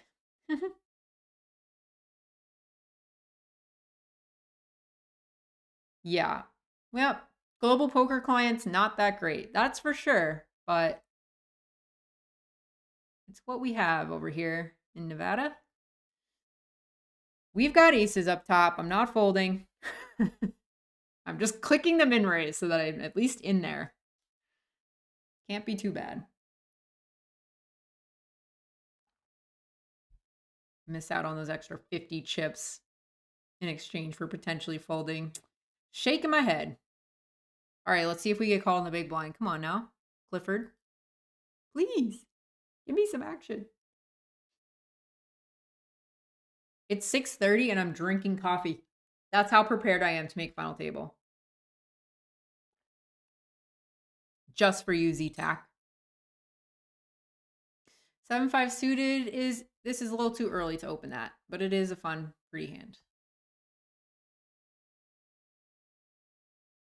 We'll keep it up here on the bounty because it is a 6 max, so more likely that we're going to have hands happening up there. Scrolling the chat, let's see. Greg said, wow, nice hand. Which one were you talking about? It is a 4-minute delay, you guys. If you're not used to YouTube, most people who watch live streams of people playing online watch it on Twitch. That's kind of just been the status quo. So if you're not used to watching a stream that has a delay on YouTube, that's what's happening here. We're on a 4-minute delay so that if somebody is at my table, they can't see my cards when they pull up the stream. I have a sneaking suspicion you're going to start seeing more and more people stream on YouTube, online poker, especially if they're newer to it, because you got that discoverability built in right here on YouTube. If you like Hustler live stream, for example, and their stream finishes and I'm still 7 hours into a stream and I have 3 final tables going, it might push my video to you. So that means you're going to find me more often than if I was on Twitch and I'm competing with Lex and Spraggy on a site where they don't really push your videos to new people. So happy to be here on YouTube. I already have engagement with you guys that subscribe to the vlogs and to the channel in general. So it just makes sense to be here.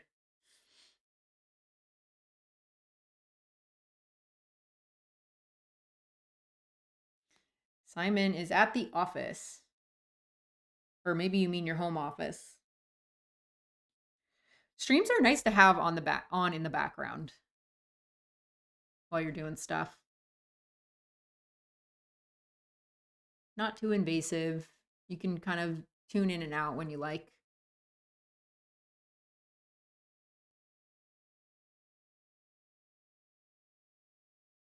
All right. Queen deuce suited in the big blind. It's a limped pot.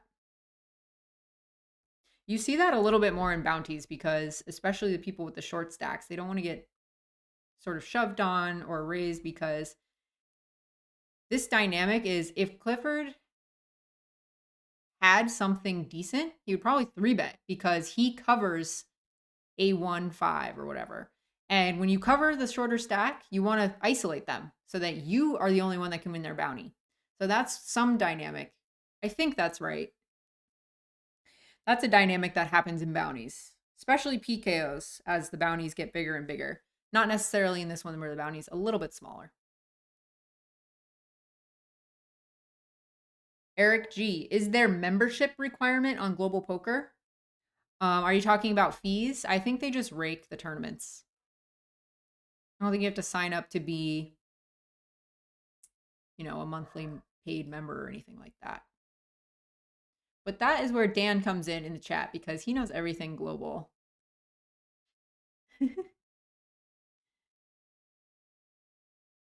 Defunct books. Did you really buy a Theracane after yesterday?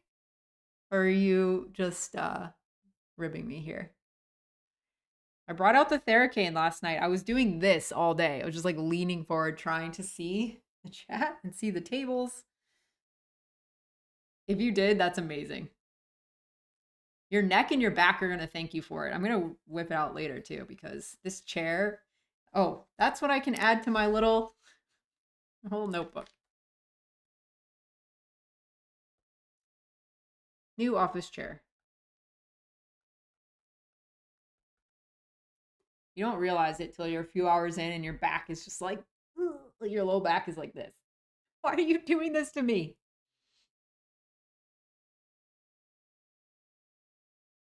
Wasn't meant to be this way.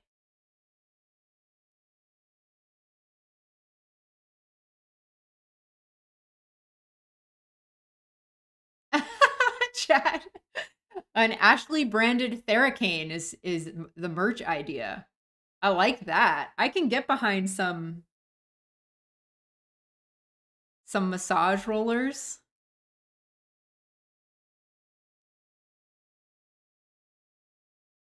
This ace 5, sorry you guys aren't seeing this. This was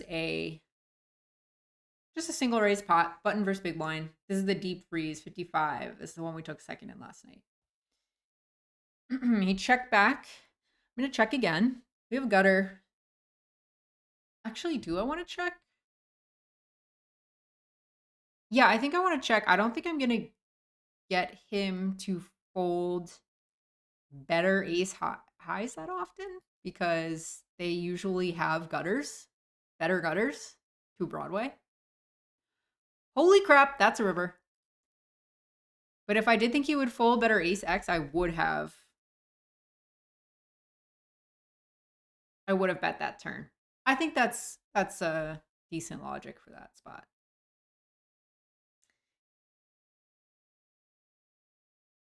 He just folded, but yeah. Interesting one.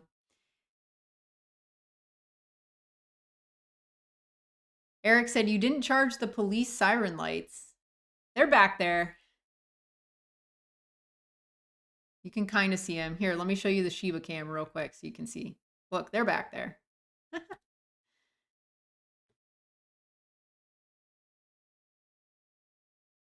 The Shiba cam is turning more into like a disco rave cam when they're not here. It feels really funny that there's just like all this stuff happening for like a rug and a chair.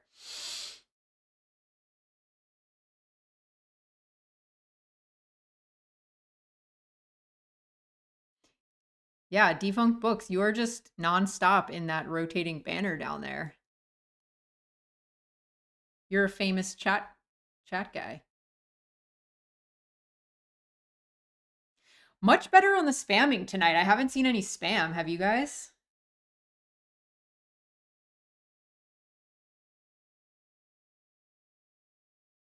Will Sewell says, anyone know the best website to study poker? There's a lot out there. It depends on what level you're at and what your budget is, what you want to spend each month. Run It Once is good. Upswing Poker is good. I'm sure chat will have a lot of suggestions for you. ZTAC, does hitting the like button on your live streams help push your content with the algorithms? Yeah. And if so, just the live stream or other videos as well. All videos on YouTube. YouTube has a bunch of different factors that go into it. If you load up a video and you spend 30 seconds watching it and then you click away, that is kind of a sign that people aren't interested in your video. So even kind of pulling it up and watching it, but only a small amount, it reads that. Watch time is in it, how many total views you get, if people are interacting with it by leaving a comment or liking, all of that stuff combines to push your video or not. Not just one thing. It's not that simple. But what I like to say, ZTAC, any little bit helps. If you feel so inclined, you can hit the like button. It really helps me out because it gets these videos out there to more people. These live streams, I didn't monetize them. I don't want to have ads in the middle of a live stream.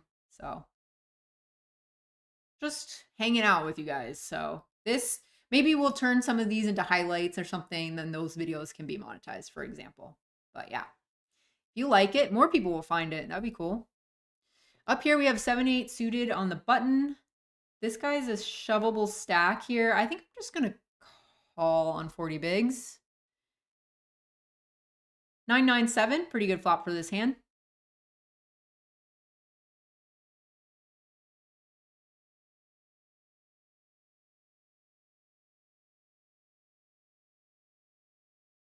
Once he checks it over to me, I'm gonna bet an amount. He said, of course, Defunct Book said, of course I bought one. He's talking about a Theracane. He even got a purple one. All right, I'm getting check raise on this flop. That's interesting. I guess I'm just going to call. Snap checks it over to me. All right, things are developing. I'm just going to check now. I mean, wow. I mean, this is so weird. What a weird line. My instinct is to just fold because what the heck is he doing? You just get there on the river? What do you check raise on this flop and then just jam? I mean, he could have just hit a jack.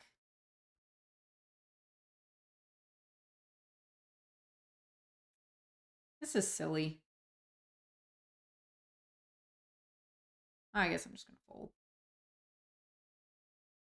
What a weird pot. He opened pre, I peeled the button. He check raised flop and then snap check the turn and then just snap goes all in on the river. Man, when people, I mean, you even saw me do it. I overbet river and it's been one time that I've overbet and I had it. Well, I thought I had it. I ran into a better hand, but when people just snap do the overbet in spots like that, I think I have to give them credit. Rivering a jack, rivering a straight, something like that.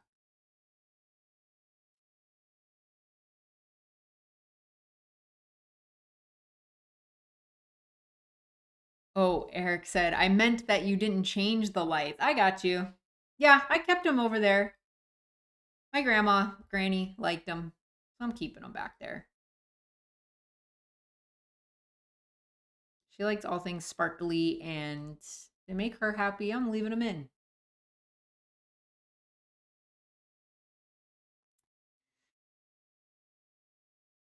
Dan said no membership fees for Global.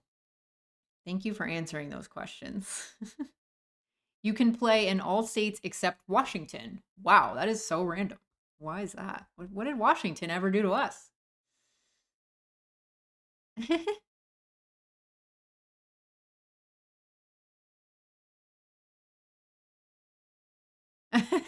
I'm not tempting fate by commenting on lack of spam. I'm just. All right, maybe I am. Just a little bit. Just a little bit. You're making me want to get the Theracane out early today. Defunct. Feeling especially tight. From sitting in this chair for 7 full hours yesterday. Was not expecting that. I was like, 3 or 4 hours. We'll test a stream. There'll be 20 people here. It'll be a breeze. 7 hours later, 2 final tables. It was a blast. Just trying to recreate that for you guys. I have 20. Okay, well, now this is an easy shove. All in with the pocket tens in the bounty. The big stack will, maybe want to go after that $6. $6 bounty.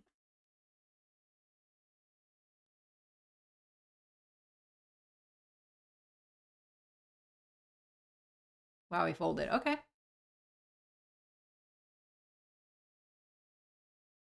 What's going on down here? This is the deep freeze. Guess some things have been happening. Uh-oh. Ooh.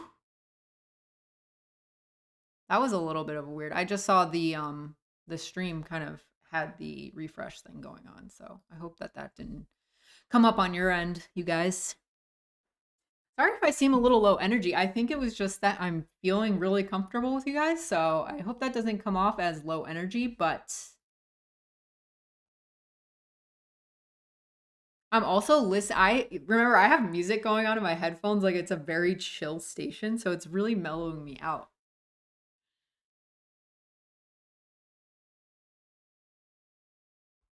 We'll get hyped when we make it deep into something here.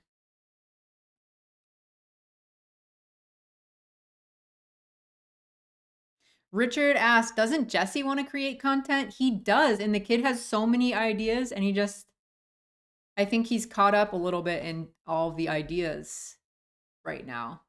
Well, getting a little loose with it here in the hijack. That's it. I'm getting the Theracane. I'm feeling a little crunchy. Hold on, I'm gonna...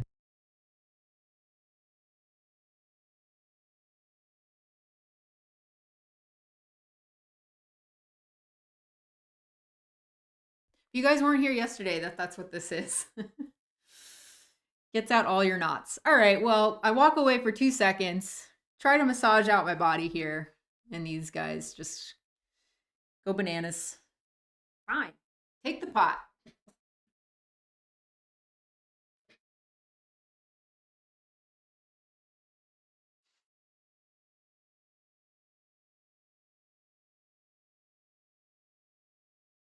Chad, I'm going to have to read all of your messages later. You are really, I keep missing what you have to say. Down here in the deep freeze, opening up Queen Jack offsuit in the low jack. 40 bigs.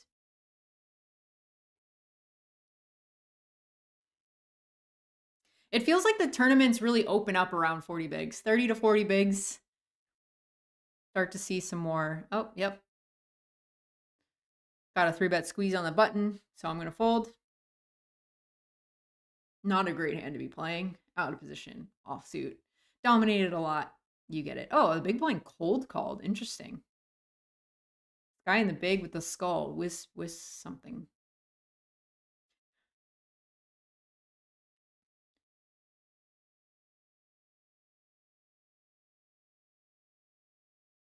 Oof. That's a spot right there. Oh, mid back. Stretching everything out here. Maybe I should lead like a mini yoga class before a stream. Anybody need a good stretch in their lives? Up here, I have 3 deuce off. I've raised this guy in the big blind with garbage already. Plus he covers me and it's in the bounty. So I just didn't pull the trigger this time. But now that I flop bottom pair on 6-6 deuce, it will call. I think maybe sometimes I could raise that, but I think he's over me. It's just a dynamic thing. I think he might be over me. And if I raise that and he jams, I'm going to be really sad. So I think it's just a clear call. I can win a showdown. I feel like I'm on Shark Tank where they just list all these reasons and they're like, and for all those reasons, I'm out. Now that he goes 900. Oh, bottom pair. I think I'm folding. With an abysmal kicker.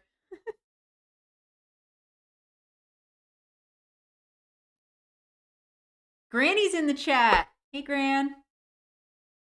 My grandma is Shirley Kelly. So if you guys see Shirley in there, she learned how to write in the chat. That's my grandma. She just turned 74 the other day.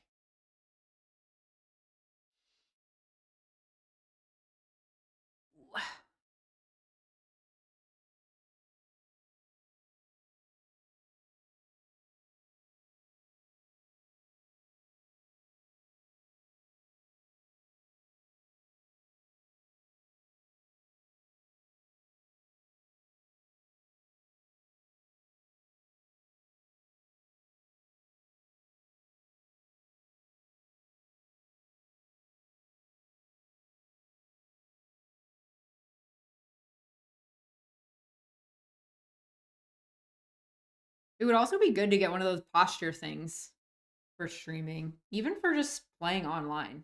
Because you find yourself sort of like, if you get engrossed, you slowly lean forward. Bring it back. Sit up straight. Ooh. Protect that back.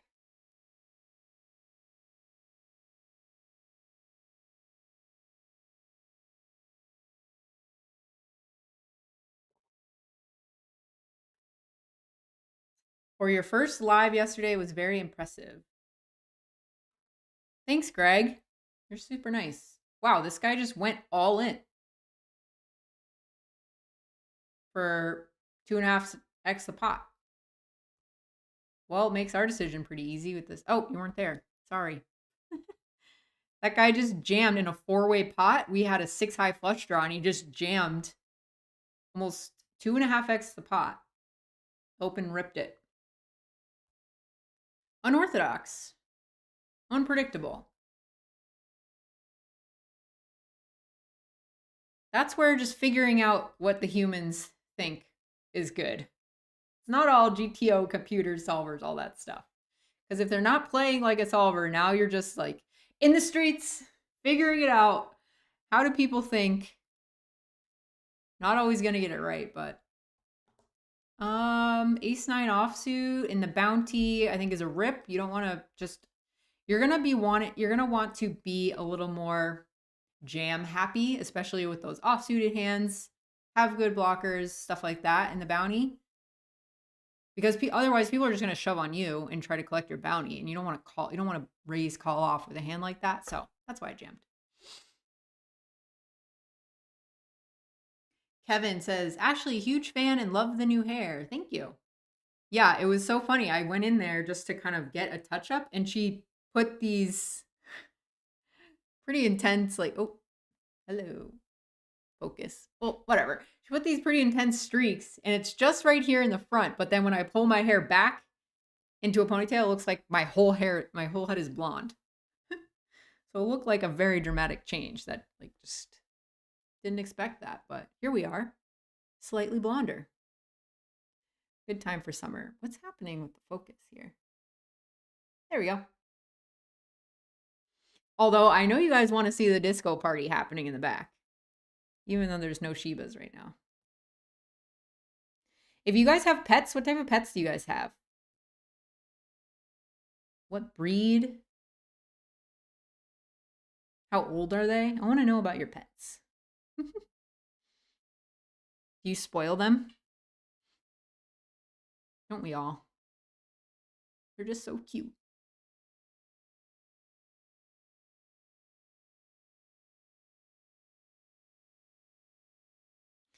Kevin said, any trips to the Bay Area for a meetup game? I'm down. Absolutely. That would be cool. It's always about networking. So if you know any poker room managers or you're friendly with them and they're open to the idea, especially on an off day, a lot of people don't get a lot of, Tuesday night games running. So if they're willing to let us come in and film for a meetup game, they consent to all that. It's just about who you know. So, but I don't want to tease too much, but there's some things in the works down the pipeline. It's all going to have to just happen after World Series though, because people are just so busy. Nobody plans anything until August or later. So usually around September, people have recuperated, they've recovered, they've taken their vacation, their post-WSOP vacation, and then they're ready to hit the ground running again post-WSOP. So I would estimate around September is when things are going to happen again in terms of meetup games, traveling for cool tournaments, cool vlogging opportunities.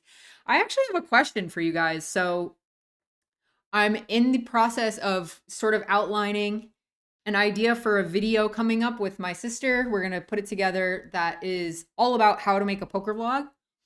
A lot of messages come my way about how do you start? What do you do for this or that? And I just wanted to make one comprehensive video that gives you a how-to on each part.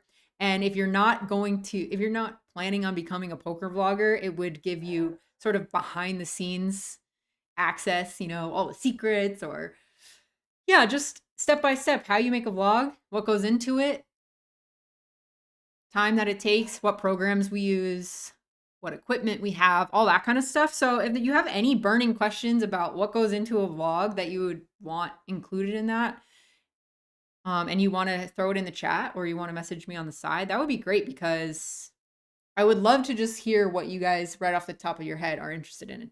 All right, we have a spot here. Low jack open to 800. Cutoff has him way covered and just called. This is a spot where I was talking about, where if he had a good hand, he would probably 3-bet to ISO the shorter stack. And for that reason, I'm all in. If we get called, that's okay. We have ace queen.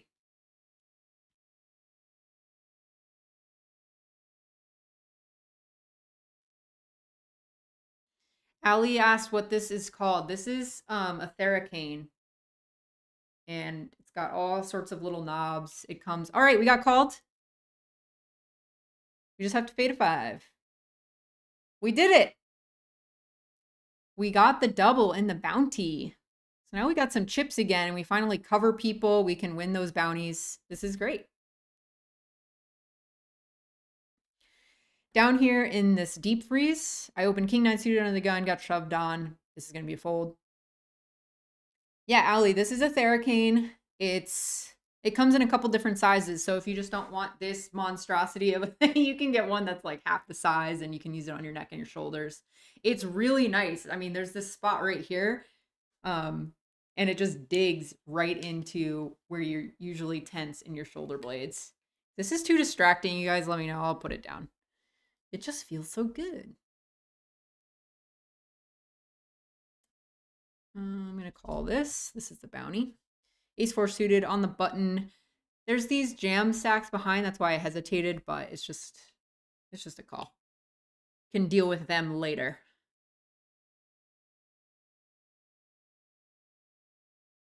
Kurt says, my solver game is weak. I prefer to play in the streets. Yeah. Streets is definitely where it's at. Once you go down the solver road, you look like the Poker Go guys. Everybody's a robot. Nobody's trying to give anything away. They're just kind of keeping still. They're playing for a lot more money than we are right now. I have pocket kings. Raising it up, hoping to get shoved on this time. Demo is in the tank. Nah, thought he was going to shove. Jedi mind trick. Just calls. Let's see a squeeze, Droop. Boom. Wish granted. Squeezed. We have 30-something bigs. Going all in. And he snap folded. All right, well. Puts a hole in my 3-betting the big blind is really nutted theory. I guess when it's a 3-bet squeeze, it's more likely that they're getting after that potential dead money.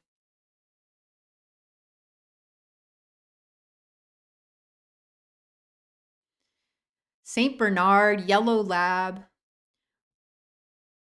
Michael Pringer says 2 dogs, both 4 years old. One was a stray and the other is a rescue. Australian Shepherd and Queensland mix and a Jack Russell mix. Woo! I bet you're on a lot of walks. Those breeds have a lot of energy, right? Yay, I'm getting to see everybody's pets now. All right. A white Ray Calhoun says, or R. Calhoun says, a white pointer that tracks birds and squirrels in a brown pit mix that is a dumpster dog. What does that mean? Oh, you found him in a dumpster and is super chill. That's nice. Emil, I have a golden retriever service dog. He was trained for 2.5 years and I've had him for 6 months. He is a great help. Wow. I wish our dogs were super trained like that. That sounds lovely. Mine just spats out in the corner. Like the lights. But they're 20 pounds, so it's okay. We can handle them. Covering both of these guys, I'm going to peel. We flop a gutter. Nothing much else going for us.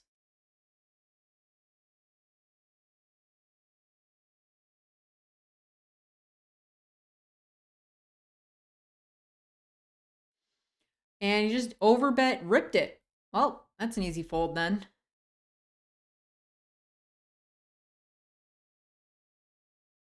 American Eskimo and Palm mix. Sounds dope. Do y'all work with Tom from Faded Spade? I think I'm going to meet with him some point this week. He knows a lot of the poker room managers and can get some things going, it seems like. A lot of mutual friends, so I think that's how we're going to end up meeting. I'm going to fold this. Ace-7 suited here. 3x open front of the gun. He jammed all in. Yeah, ace-jack versus ace-10. We were dominated.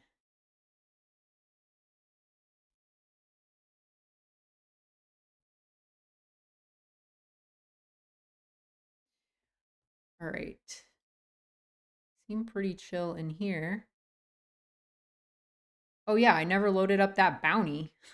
Totally forgot about that. We're about to go on break, so I'm going to pull that up. Never loaded that guy up. My bad.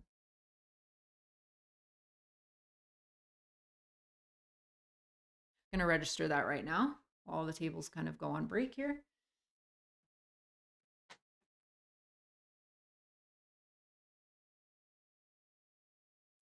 I'm going to raise this up. Last hand before break.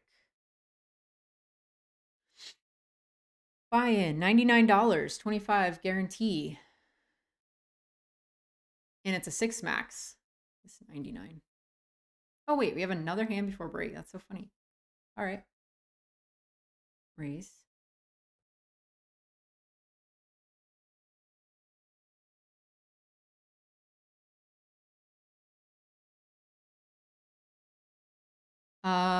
This is going to be a call, I believe. We're going to be in a 3-way all-in.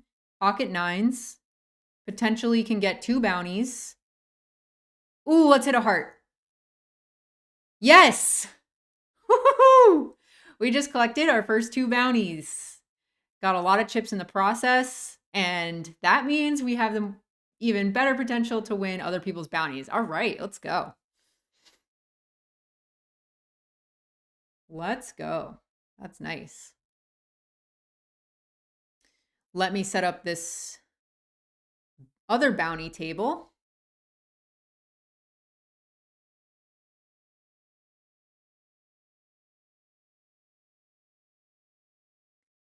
That's going to be the 25K guarantee. Okay, so let me just scoot over to it real quick. This is going to be the new table when we come back from break. Does it look a little stretched at the moment? Looks kind of the same there.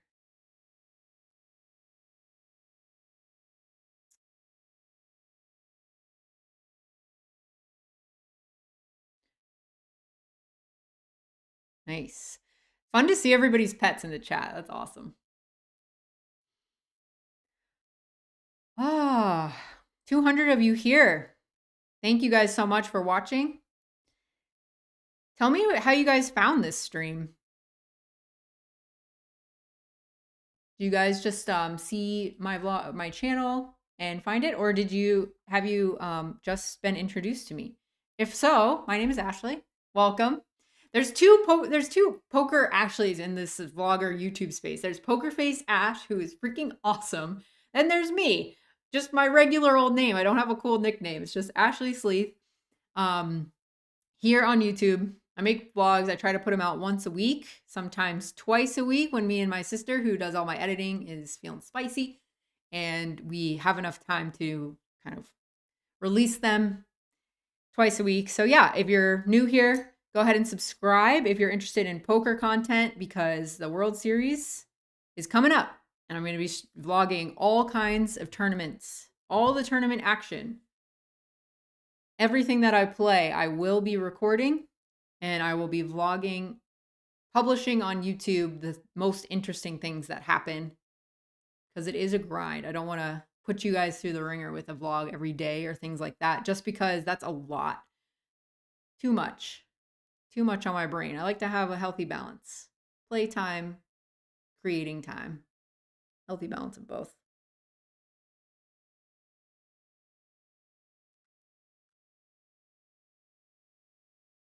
Sean Hall said, "Hey Ash, sending love from Florida." Thanks, Sean.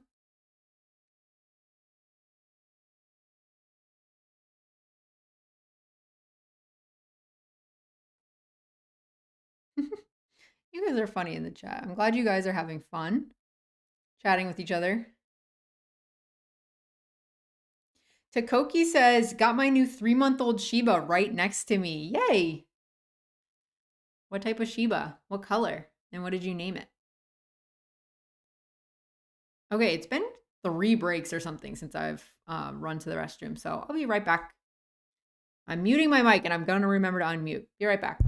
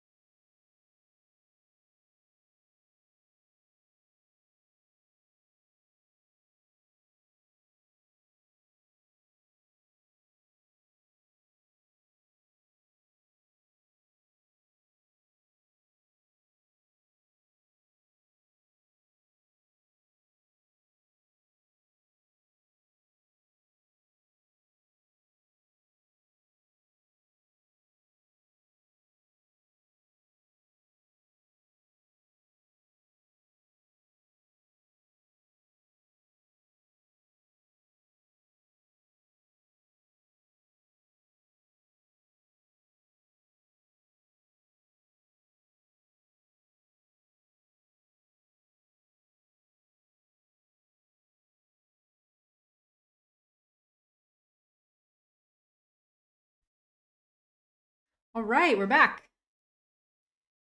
6-7 suited. Let's peel that. This guy 3x. On this other table, I'm just gonna fold that.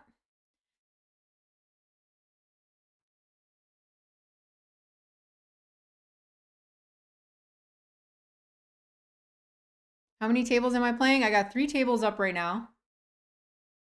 And 2 of them are bounties, which I'm not the best at, but I'm trying. We're giving it a go. When he checks to me, I don't really have a lot of barreling opportunities, but I'm just going to barrel 1 time, see if I can get him to fold ace highs, lower pairs than a jack. Just going to keep my fingers crossed. Well, we got it through, so that feels good.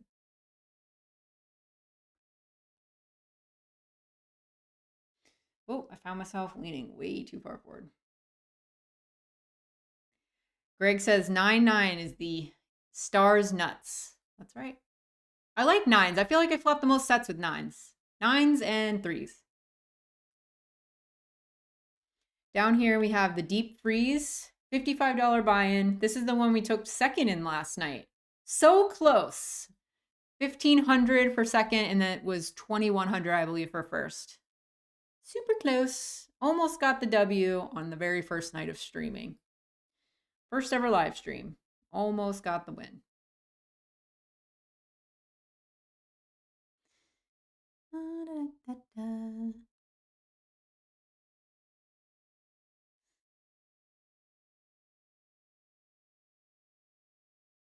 Some people said that they found this stream because it just popped up. All right. Stranded said, I've been a subscriber to both Ashleys since vlog 1. Cool. Thank you for the support. That's very nice. Jason said, longtime viewer of the channel. I know it's relatively new and I'm excited to catch you live. Hey, Jason, welcome. Yeah, it's fun to talk hands live and it's fun to interact live for me. I find it easier to interact and, you know, we can have some back and forth. So that's really fun. Can only do that live. Gonna check this one. Suited king in the big blind. We flop top pair, and this guy leads a quarter pot into the 2 of us. So gonna flat this. We've got top pair. Not sure what this lead is. Maybe he has a jack, or maybe he has king 10, something like that. But in case he has spades or is doing it with who knows what he's doing it with, I'm just gonna call my top pair. He lids again for a third of the pot, so I feel like we're going to be losing a lot to something like king 10 or king 9, but just in case we're not, or in case we spike a freaking 3 on the river. What size do I go? I mean, there's already 5,900 in the middle. I guess I'm just going to jam, I think, because all the draws miss. I can get called by worse, and I mean, obviously I can get called by worse. All the draws missed. So if I was turning one of those into a bluff against that third pot sizing, we get called off. Boom, that was a huge pot. I jammed because all the draws missed, and if you're going to really try to put pressure on what I thought looked kind of weak, to be honest, when you're bluffing, you kind of have to do the same thing when you have really good value hands. That's my understanding of it. Like I always say, take it with a grain of salt. Just explaining my thoughts here, not trying to coach or pretend that, you know, I have all the answers. It's poker. Nobody knows the answers. We're all just out here throwing darts at the wall. The notification bell also helps, said Greg. Yeah, if you guys are interested in watching more of these live streams, Ace 5 suited. Just gonna limp so that I don't fold. You're interested in these live streams, you can hit the bell so that you know exactly when I've gone live. On YouTube, under my channel, there's a little bell. Subscribe, hit the bell, and that'll show when I'm live. I don't think I have any reason to bet here, really. I can just happily check call. I have showdown value. I have a really good draw, and I don't want to bloat the pot just in case I miss. That's my initial thought. All right, well, now we chop a lot. So let's see if we're just like beat queen high or something. 7-deuce offsuit. He didn't bluff with the 7-deuce offsuit.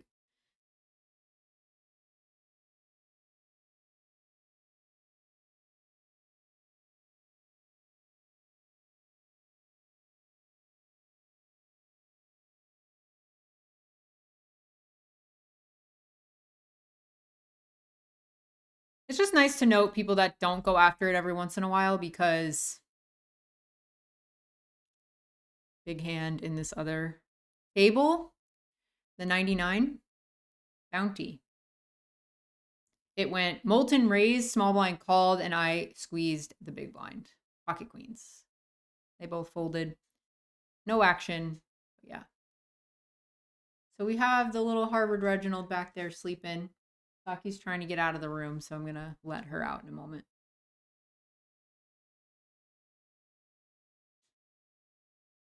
Oh, maybe she's going to sleep on the rug.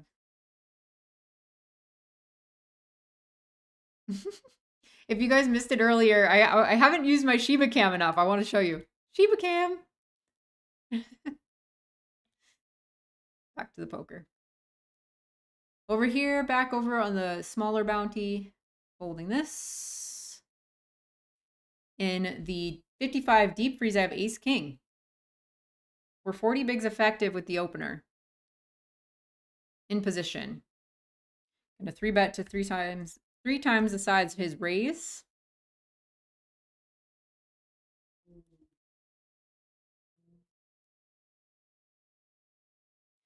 Tokoki said his Shiba is name, he's red and his name is Shinta. He also had 2 Shibas. Shibas are especially,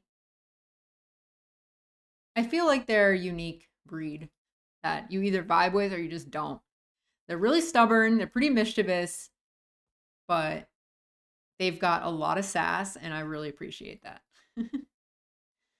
This guy's in the tank over here in the small blind against my 3-bet. I wonder what he's got.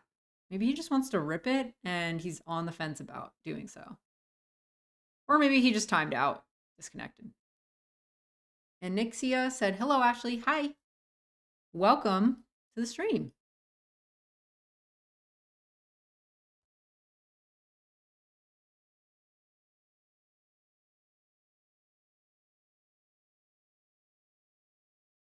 Paul Amon said, hey, just stumbled on your vlogs about a month ago because someone on Reddit recommended them. Wow, that's cool. This is going to be a 3-bet squeeze, I believe.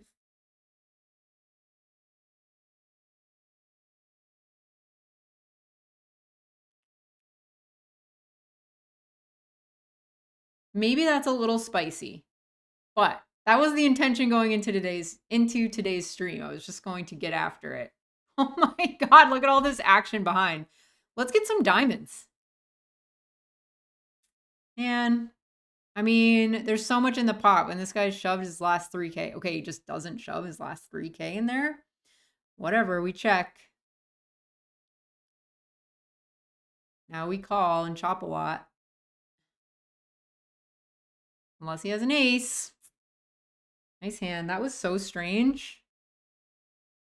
That was really ambitious, I have to say, by the ace-7, because there was a lot of action before he jammed for, what was half of his stack? So we had like 7K. So we had like 12 bigs, and there was like early position, squeeze, then small blind called all in.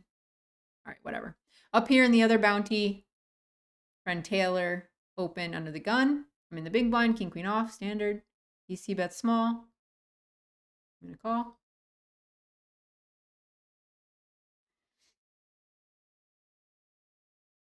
Check again.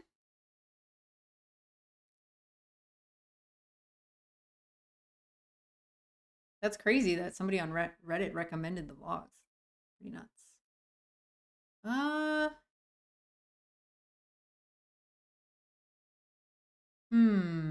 Might call one more. Although, actually, maybe I should have folded that turn just because I have the king of spades. Well, maybe it's irrelevant. Never mind. I'm not going to even go down that train of thought. Just going to really hold his feet to the fire. He got value with his ace. Nice hand, Taylor. He got the value. I was on the fence about that turn. I'm trying not to go too far the other way, where my goal to not be so such a sort of pushover turns into spew.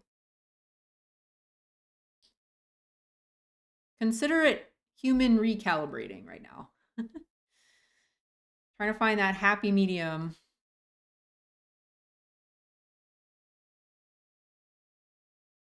Blood Moon said, need to call it an early night. Good luck and good night, everyone. Good night, Blood Moon.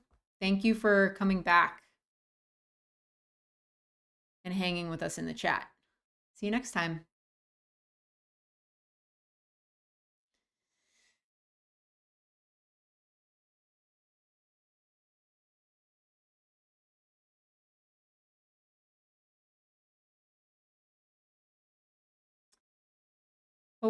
Poker for USA says, does YouTube tell you what % of subscribers you have the bell turned on? I think so. I think there's a stat for notifications are turned on.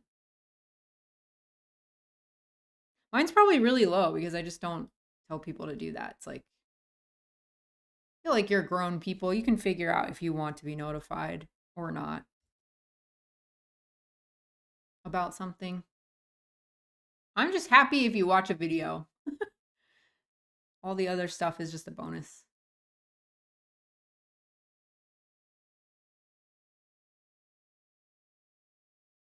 Down here in this deep freeze, we have a jam spot. We have 25 bigs. It went open in the cutoff, small blind peeled.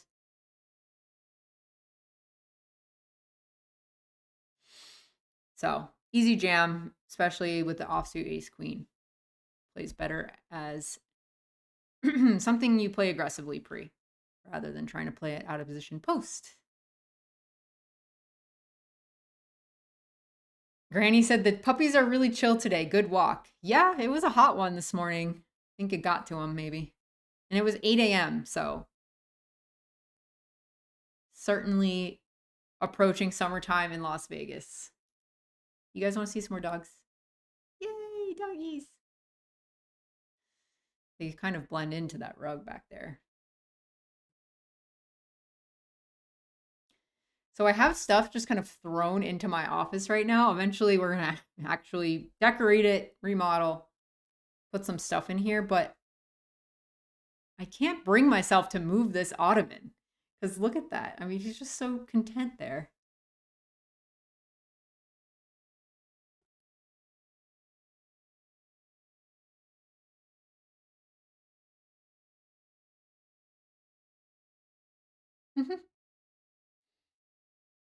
Kurt said, nice tutorial on how to take effective and precise notes on the player pool.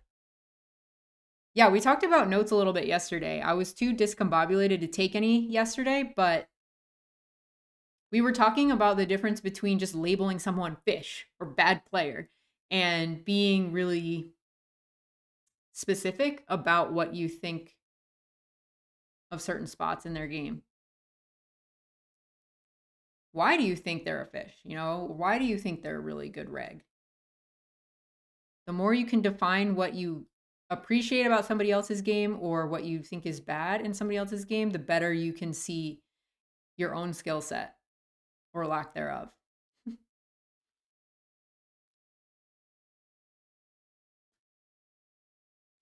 Brandon said, "Why can't I see your global stuff on SharkScope?"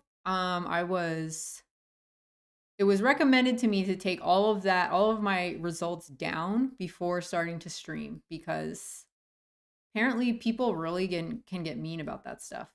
Like, say I go on a pretty big downswing and I'm trying to just focus on streaming and people can come in the chat, I guess, and are really mean to other streamers in the past. And that's just not cool. You're already on a downswing. You don't really want that. This is awkward because it goes under the gun raise. Are you guys seeing that? Under the gun raise. I'm just going to call because I've taken too long, but it was about a 30 big blind. If I was not distracted, I think that would have just been an easy jam.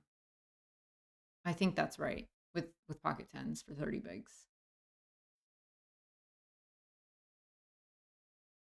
But that's okay. I'll just peel one. He cheated up slightly. I know Taylor's game pretty well. He would normally bet a tiny, tiny bit smaller. So let's see what he's got. Maybe he'll get me twice in a row. See what he's got.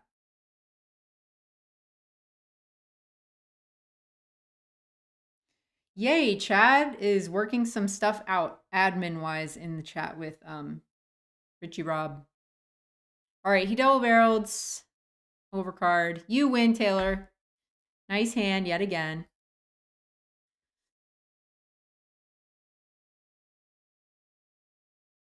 Michael Dumas says, "You play cash on global? ? No, I don't.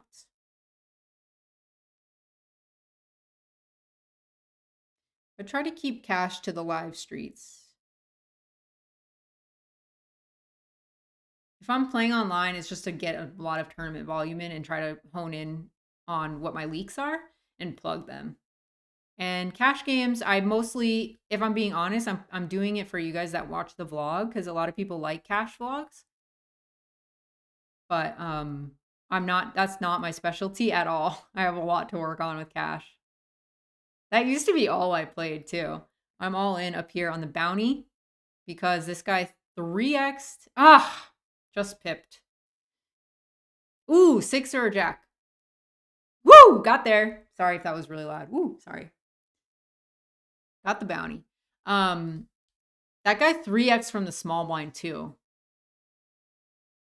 But it is a bounty, so there's some incentive to just get it all in. Yeah, so I don't play any cash online. I play cash mostly to have some fun vlog content and to brush up on some deep stack concepts. But I really can't stand playing no anti-poker. You have to play, the correct way to play is just so tight. So you end up just kind of sitting there. My perfect ideal game would be to have a anti-cash game. That would be the best. Anti-cash game. That way you can chill, you can play, you can practice deep stack, but your pre-flop, it's correct to open wider pre-flop. There's more in the pot to fight over. But trying to get these guys to budge here over on this, we open queen jack offsuit, big blind peeled, ace high flop. Just gonna see about small, quarter pot.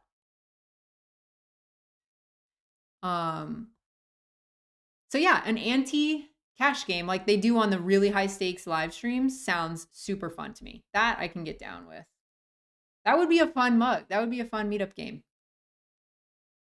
If you would be in for an anti-cash game meetup game, so think of it as a hybrid between the cash and the tournament elements, let me know in the chat.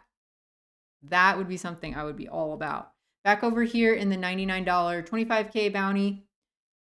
Got pocket eights we opened. Let's see what happens after that. All right, interesting flop. I only have 22 big blinds. I'm not going to bet this a lot, so when I do bet it, I want to bet big. Against the big blind, this is going to kind of hit their range a bit. So, yeah. Not a great turn. Flush gets there.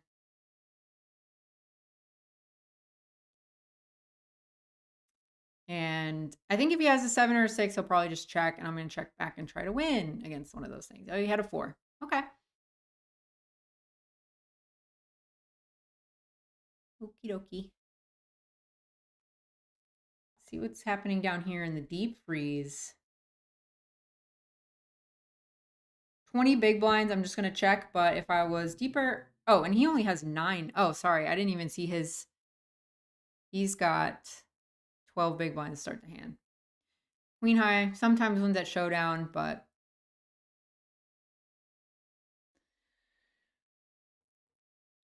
Sushi Juice said, hi, will we see you at the Hustler Room live stream in the future? Hang on, Saki, it's okay. It's okay. Come here. It's all right, cutie. Sorry, there's dogs barking outside, and now it's got Saki all worked up. It's okay, Sak. Come here.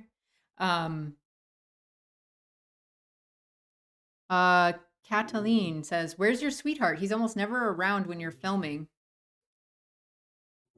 What do you mean, in the vlogs?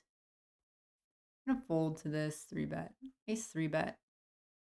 Or 30 bigs. I gotta fold. If you're talking about the vlogs, that's because he doesn't play a lot of live poker these days. Not lately, anyway. He's been playing mostly on apps or online. All right, so now we have a spot here. 20. I think this is a jam, ace king offsuit, when you have 27-ish big blinds.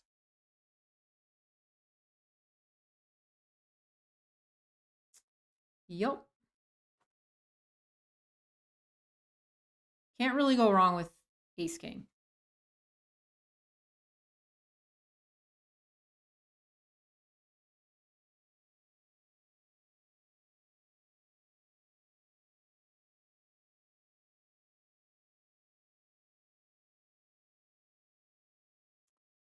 Uh, 9-8 suited. 30 big blinds effective with this guy. Just gonna call.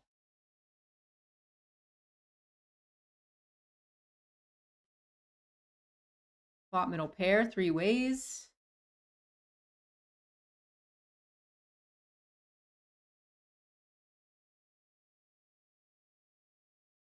Checks around, so not a great turn. We're moving down in pairs. We have third pair now.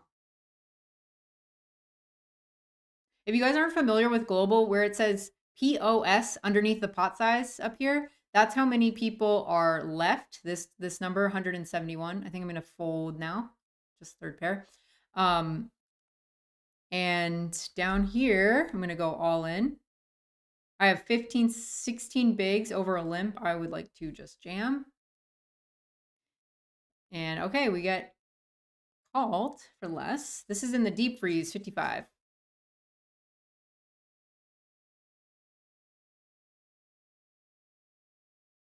It's okay, you guys. They're literally like kind of rumbling underneath. Oh no, ace king. Chop. Chop it up. Woohoo! Still running good in weird ways.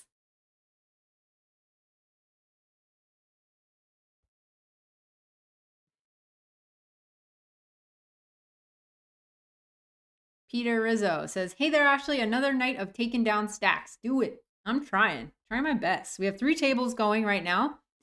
What I was trying to tell you guys earlier, if you look at this number here underneath the pot size, 48 means I'm 48 out of 80 players remaining in chips. I have to physically go to the lobby. That's global poker for you. I have to physically go to the lobby to pull up the payouts and to figure out how many people make the money. So on next break, I'll get you some of those stats. I doubt that it's anytime soon in these tournaments. I only started them maybe an hour ago, most of them, besides the tiny bounty. And that one looks like it has 103 players left in it, so I don't think we're very close to the money. I'm going to c-bet tiny on this board texture.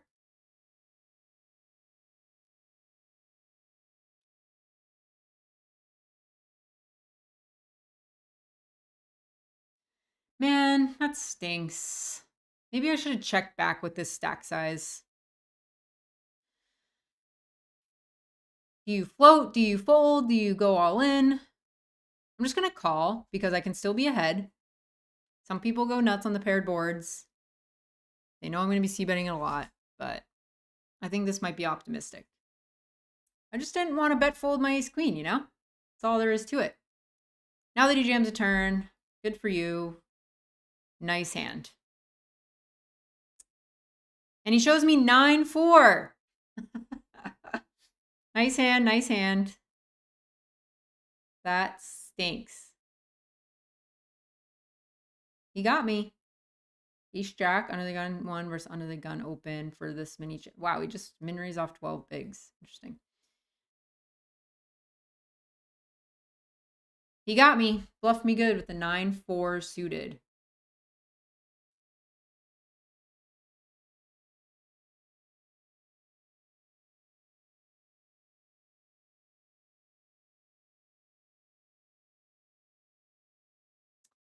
See what else we got going on here.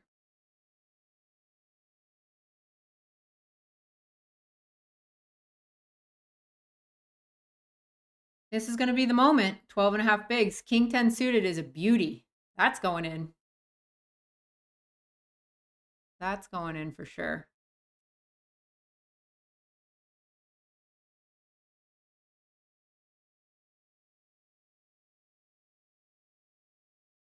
Everybody folded.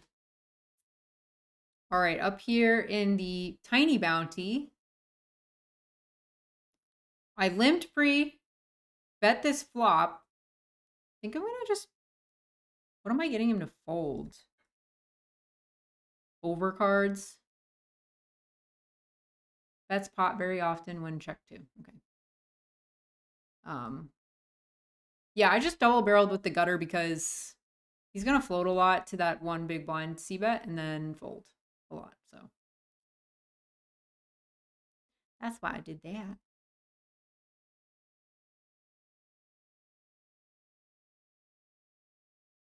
Oh, posture gets horrible. I lean super far forward.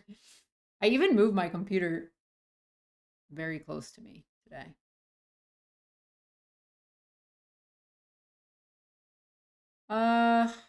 Think I'm gonna jam this. We have a lot of equity. Middle pair.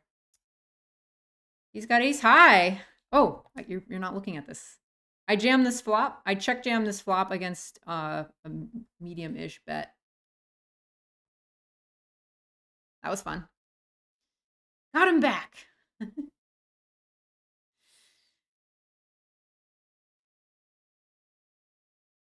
Rito Golf Life said, "Why didn't you join Brad and the crew at the lodge?" Not sure what you mean by that. I did go play. I supported their first week of when they became part owners and ran that big tournament series. So I was out there for that. You guys, I'm small potatoes compared to those guys in the YouTube streets. We're talking Doug Polk, Brad Owen, Andrew Nemi. Those guys have a ton of followers. They're off on another planet. So all of us who are just starting out or who have a smaller following than they do, it's just like in terms of partnering up, it's almost like they would be doing a huge favor to us. They wouldn't see it that way because they're nice. I mean, maybe Doug would see it like that. But the other two are super nice and are really down to earth. So I don't want to put words into their mouth, but yeah. And not exactly part of that crew. But I did go support them and play in some of the, I played in one live stream and then I played in the tournament there. It was a lot of fun. We'll be back. Oh, I'm gonna put the dogs out because they're getting mad about something. One sec.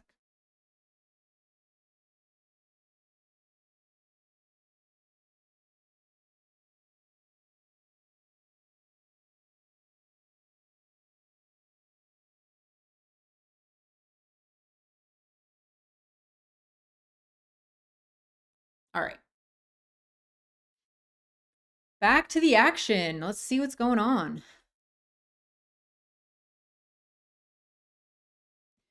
Can I zoom in a little bit on the table? I've tried. That black strip at the bottom is how it is kind of with the global tables. Let me write that in my handy notebook over here. I got notes from you guys going, so I don't have to watch the replay in chat.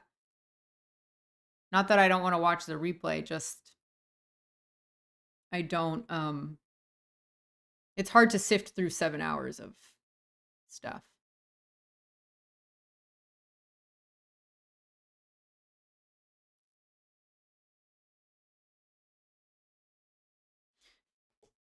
I limped pre, min bet this flop, and I get min raised. Just gonna peel. I'm c-betting top pair on this other table. See what happens. I have 20 big blinds. That guy continued on the turn, so I'm just gonna fold. He's raising. I'm getting it in because I only have 20 bigs. So good luck, us. Put in some likes on the video for some luck. We're all in. It's one of the bigger bounties. Oh, he just folded. Never mind. Never mind. Save your like. Save your like for later. All right. What were you asking? Right. Smaller or zoom in on table.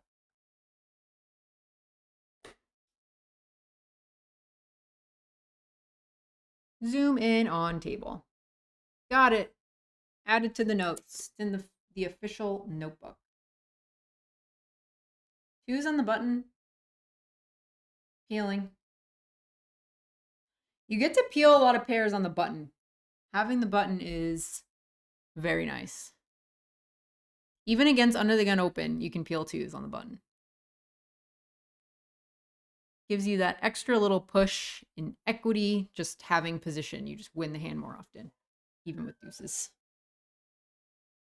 When he checks to me, I'm gonna bet because I need a lot of protection from pretty much everything. Actually, I'm gonna go a little bit bigger. Definitely need a lot of protection on that board.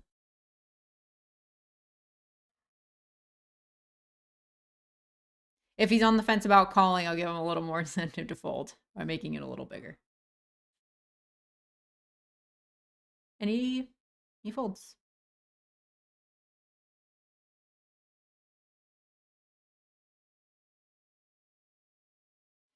John said, just tuning in tonight, Ash. Are you making any money? I think we're pretty close in some of these. We're getting pretty close. I've got a few bounties on this one table. Busted 2 or 3 people, I think. It's a small bounty. It was $6. It was a $33 buy-in.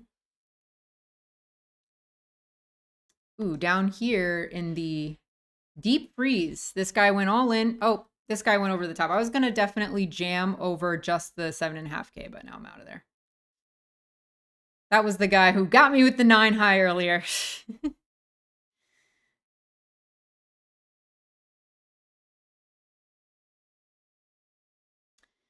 And he makes a straight. He's still in there.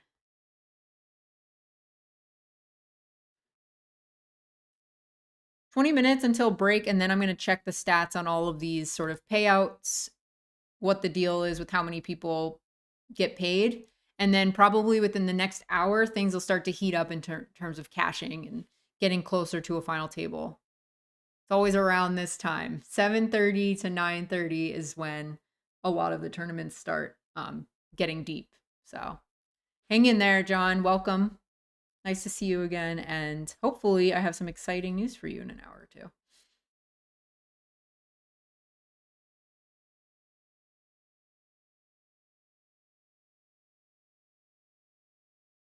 Jeff said, cash seems more interesting because jamming multiple times in a tournament seems like flipping coins over and over and gets boring. And he said, as the game strategy seems minimized. Definitely hear that argument for sure. On the flip side, though, tournament stacks are always changing. The dynamics are constantly changing because you're navigating so many different stacks all the time.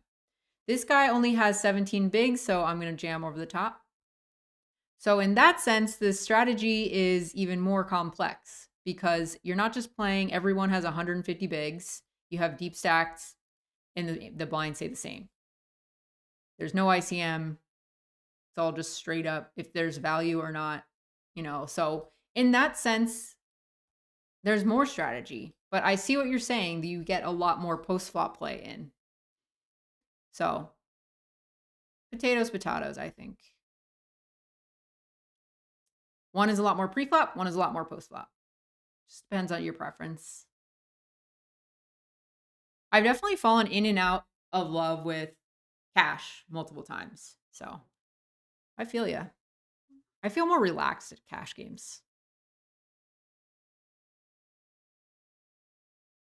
Honestly, I really like tournaments because they put a schedule on me. And I know a lot of people get into poker because they don't want to have a schedule. But it is nice to be like, okay, I have to be there by this time. And then in 2 hours, I have to get up and take a break. Because when I play cash, a lot of times I just don't take a break and I'm just there grinding. And then 4 hours later, I'm just like, oh crap, I'm really hungry or I really have to pee. Something like that.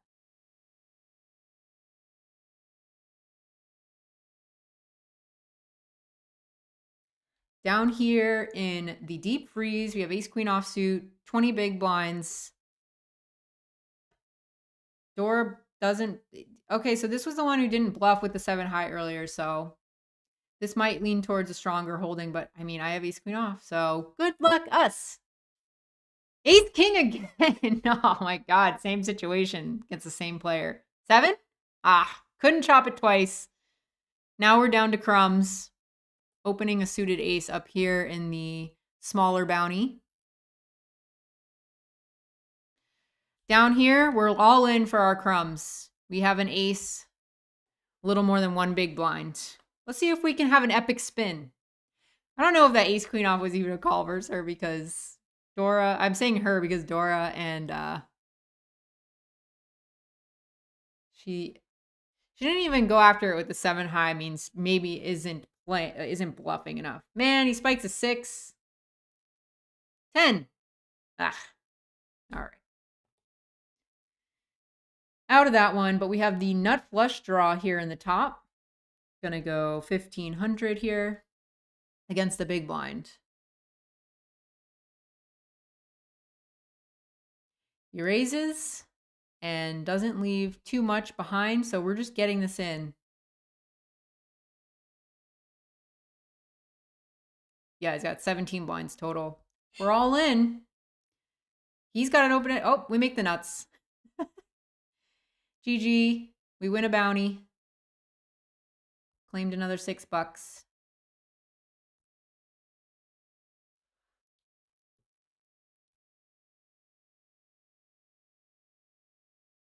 Dang, ace queen versus ace king in that one hand.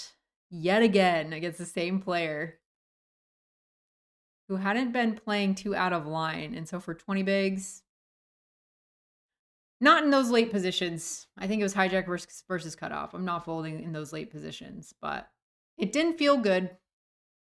But sometimes it doesn't feel good and you just still have to call. Or at least that's what everybody tells me.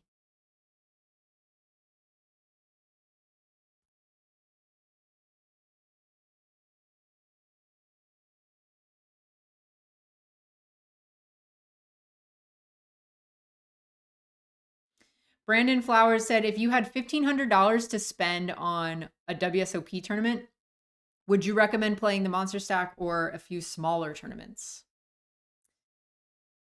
Oh, he says, I feel like the structure in the monster stack might be too long. It is. It's very long. It's a 5 or 6 day event. It's really long and it plays more like a cash game for a lot of levels because you're really deep stacked.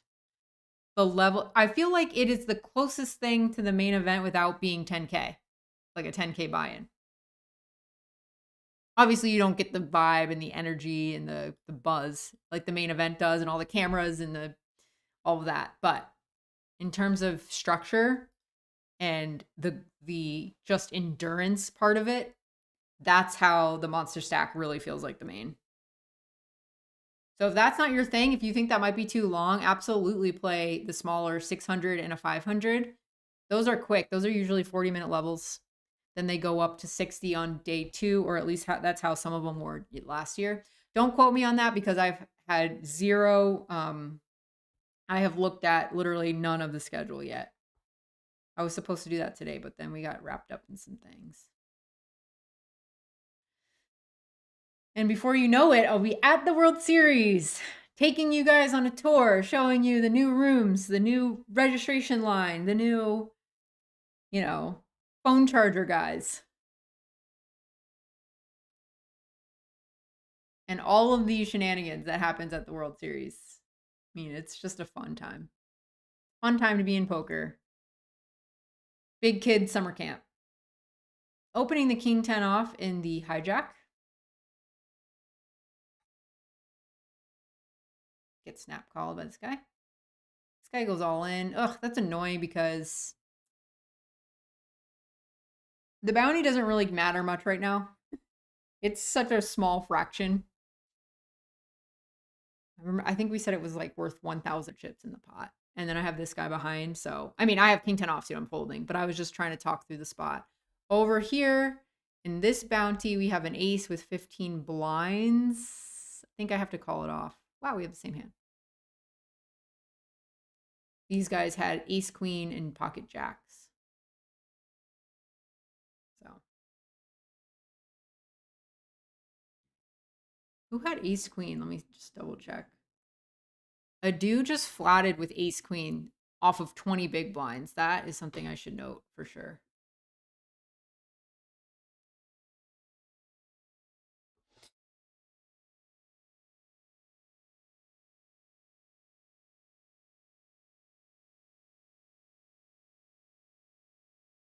So yeah, I'll take notes like that because when I'm trying to hand read post flop, if I don't include ace queen in their hand when he could actually have it, that's an issue. But if I take a note and say, yeah, sometimes they don't jam 20 bigs, cut offers hijack with ace queen. I'm not saying that's a bad thing. I'm just saying that it's a note to have on the person so that you kind of you're starting to understand how they classify hands at different stack depths.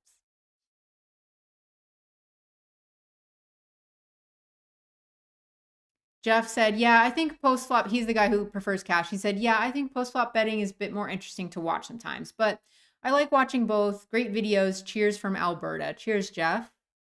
Thanks for the comments. Ooh, we got the aces. We got the aces. I'm going to look up okay, I'm not going to do anything right now because, I'm going to limp. This is the best time to limp ever. I'm going to bet one big blind.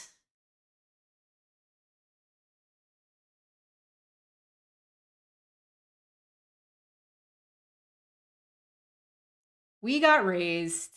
Okay, well, I want to keep in all the bluffs, so just calling.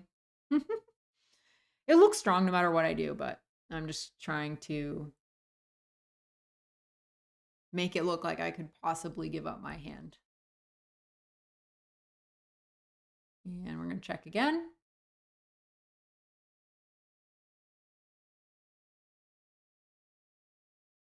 Well, that looks like flush, but I'm going to pay him off. He's got a flush. Boo, we lost with aces. That's all right. That was quite the flop. He had a lot of equity against aces. 10-8 of hearts on jack 8-6, 2 hearts. He was doing cartwheels. All right, what else? What's left? So right now you guys are looking at the $33. Let me look in the lobby here. See, give you some payout things. All right. Oh boy. It happened again. We're in the money in that. And I didn't even know. I thought that with 100 something players left, because the player pools are usually so small and global, that with 100 players left, we were definitely not in the money. But 84 people cashed, and there is 73 left. I bet I'm gonna peel against 20 bigs. Yeah, so we're in the money. Yay. We're in the money of the $33. This bounty says rattlesnake at the top. We get a snake trophy if we win this. Plus, first place is $2,600. Wow. For a $33 buy-in, that's great. And there's all these bounties. And if you click in the lobby, there's got to be something here about how many bounties each person has. I have $24 worth of bounties, so I've knocked 4 people out so far. 73 people left. We have to defeat 72 people to make $2,600 in this event. Just with the naked gutter, I'm gonna small bet because it's a monotone flop. Might just be giving up. Yep, he just gives up. Every time where I'm on the fence tonight, I'm like, oh, I don't feel good about it. Deuces in the hijack is a fold. I don't think it becomes an open with these stacks until the button, actually. Small pocket pairs, not great in these moments because you want to just have big cards. The shorter the stacks get. Anyway. And the other tournament we have up is the $99 25K guarantee bounty. Also get a snake trophy if you win. I'm going to peel this. Oh, wait. I'm still going to peel this. When you're shorter, you can peel a lot wider in the big because you can hit a flop like that. But mostly because your stack to pot ratio is really low. So if you flop some equity, you just get it in. It's pretty simple. So having a big card like that is great. But do I check raise? Do I check raise, get this in, or do I just call? We're getting it in there. We're just gonna push all this equity here. We still even have a lot of outs versus that. Dang it. All right, he got our bounty. Oh yeah, I forgot it's a bounty tournament. They're not gonna fold a lot of stuff, so definitely just fine with getting it in there. All right, I'm not even gonna bother looking at the payouts for that one. We just busted. 9 minutes till break. Let's see what else is running. The only other things running is this 110 progressive bounty, and since I think we're pretty late to that, I don't want to jump in there so late. So yeah, this has 66 left. Way into the money already. Let's jump in this. Let's jump in this other big freeze. This one's the 55 big freeze. It's just got a 6K guarantee on it. Just means less players are in the field. More opportunity to make a final table.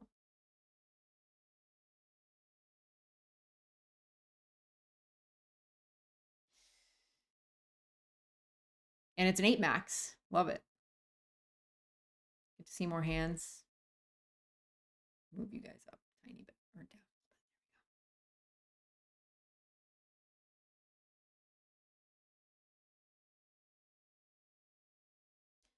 Michael K. Is the WSOP requiring vaccines again? Nope.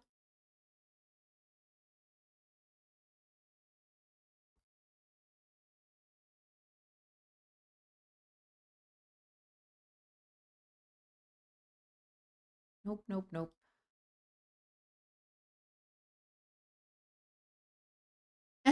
Limping aces just seems to end in disappointment. Yeah.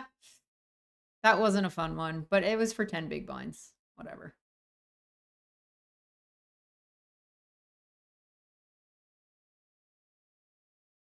Whatever.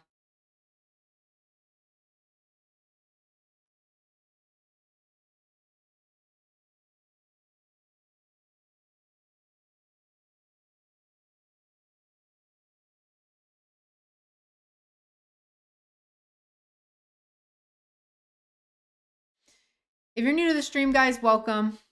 Second time ever live streaming. Having a blast. Trying to figure out all of the production-y nerd stuff that goes behind doing a stream. It's pretty fun.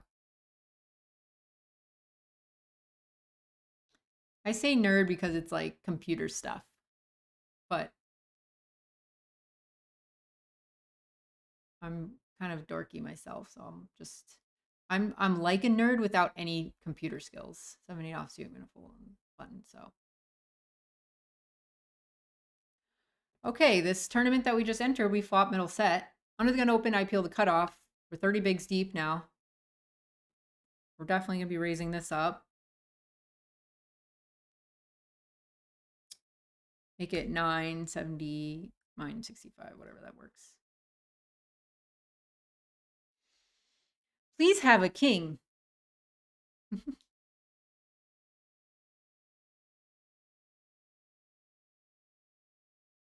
Oh, we just jammed. Okay, sweet. Sweet. Yes. That was a nice very first hand in that tournament. Hello. All right. Off to a great start in that one. Still a long way to go.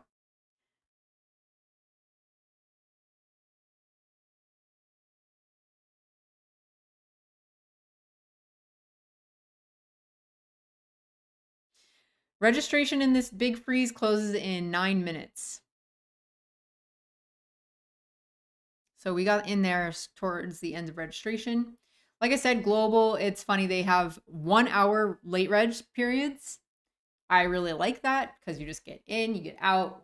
If you kind of run bad in that first hour, or you run bad in the first hour and 10 minutes after registration closes, you can have some bouts of bad variance for a while.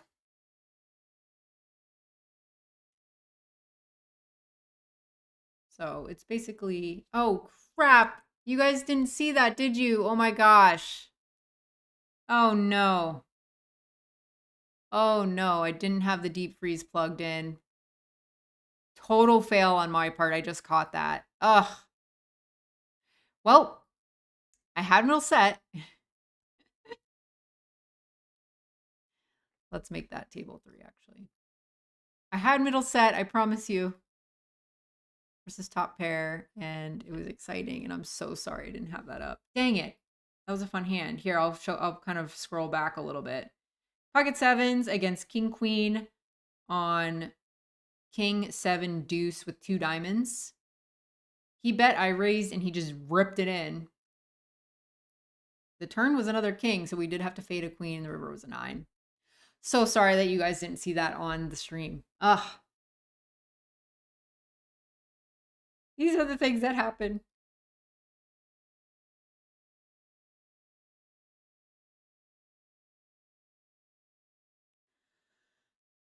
Ugh.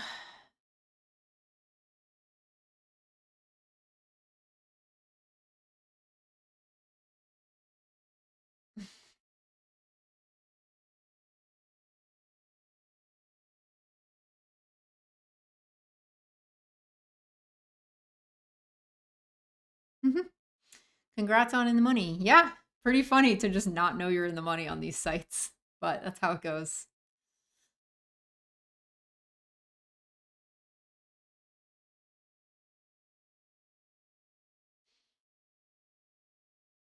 They don't have a client either, like a software for you to install or anything. It's just browser based. All of these are little pop-ups out of the browser. And this is all pretty advanced. 2 years ago, they used to not have matching breaks. They used to have tournaments that just went on breaks at different times. So you could have 3 global tables up and it would just go on different breaks. And then they switched that up so that it was all synced breaks maybe only 2 summers ago. And it was a big deal because no pros or regs played on global really during that time, except for people with a lot of patience to deal with that. And all the pop outs right now that what you guys are seeing are pop outs from the browser itself. But they didn't even have that back in the day, even a couple years ago, I don't think. But they started up in their game in terms of software, but obviously there's always going to be issues when you're not a prominent site. I don't think it's going to be like that. I'm not like an affiliate for global, by the way. I just happen to be playing on there because WSOP doesn't have much and I like these small fields. I'm comfortable in this player pool. It plays a lot like live. So it's good practice. Here's an open in the bounty, the one that we're in the money in.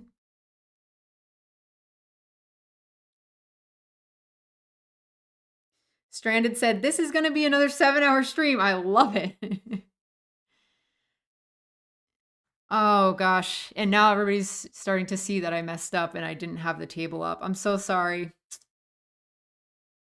D. Harley said, "G'day, Ashley. Much better without all those nasty bots." I agree, D. Glad we got that sorted. One step at a time for these streams. 3 ways, jack high flop. I'm going to c-bet 3,200.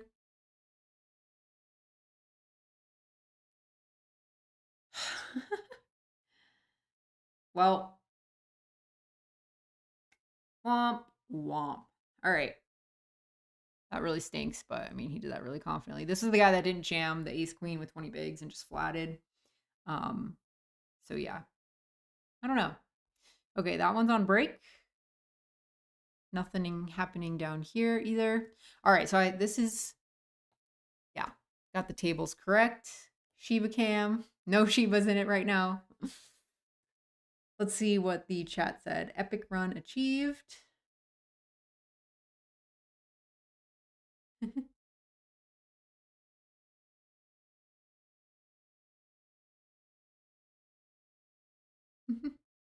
Thanks, Gary, for the comment. Henry said, "Hey, Ashley, just logged in. How you doing tonight?" Hi, Henry.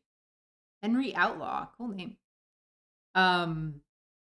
Doing good. We cashed the bounty. We busted out some of the big stuff, but we just kind of max late reg this big freeze down here. This one is, what was the buy into that? The big freeze was $55. First place in it is going to get something like $1,500.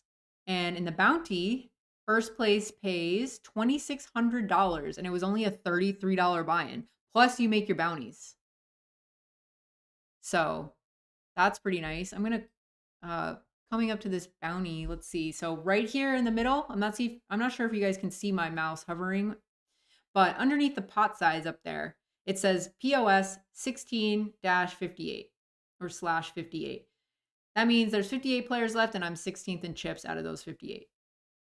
So you can kind of track that as we go. I know it might be a little hard to see within the overlay on the stream, but just kind of giving you guys a tour around what's happening here. I'm gonna see how many bounties I have. I haven't busted anybody else in a while, so I have 4 bounties, busted 4 people so far. And just kind of looking around the payout section, that seems to be about average. Maybe around 30 to 35 range is about average right now for bounties. So yeah, we're doing good. Doing good.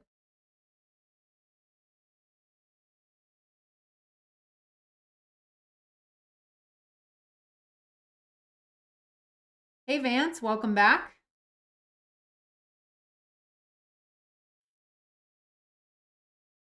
Crazy how you can just get to know people so quickly. You guys are live stream regulars. It'll be really cool. I'm gonna have to find new questions to ask you, new topics to pick your brain about.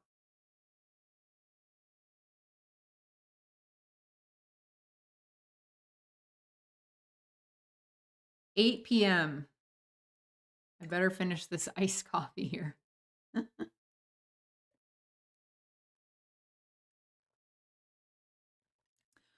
Julio says, "How long have you played on Global?" I don't know if they asked already. I started, I think I signed up during COVID, so 2020, summer of 2020.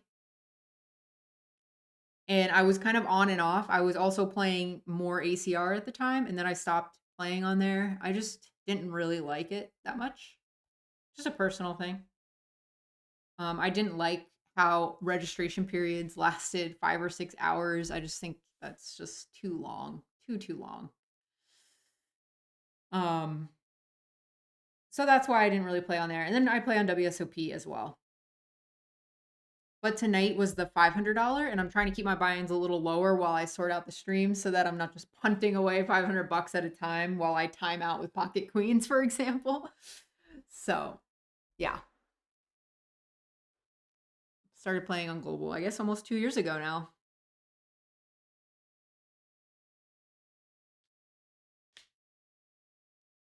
Almost back from break. 9 seconds to go. I've just been chilling with you guys the whole time. Probably should drink more water during these. You just forget. We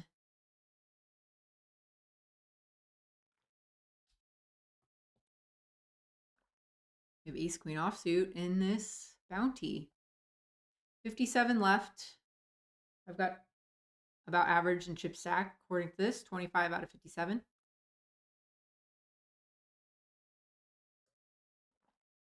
This is the part in the tournament where that tiny little bounty, we think it's the equivalent of 1,000 chips, something like that. It's not really in play anymore. Yeah, you get the $6 when you knock someone out, but you're not making crazy calls pre-flop anymore just because somebody has a bounty, because the bounty's just not worth that much anymore relative to the stack sizes.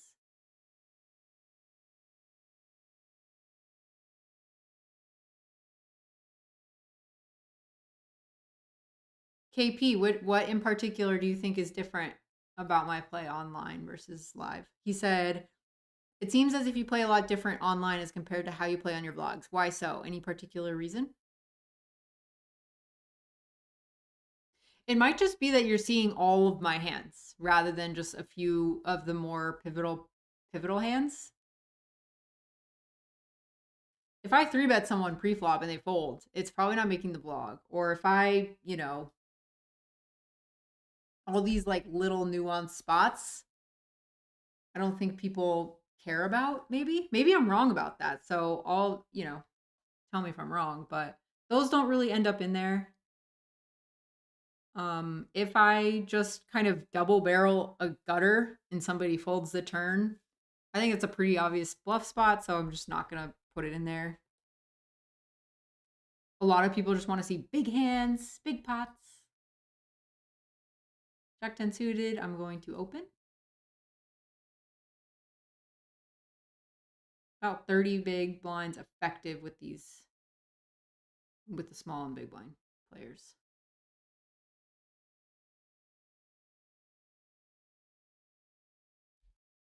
He jams all in for 30 big blinds, so we're gonna fold.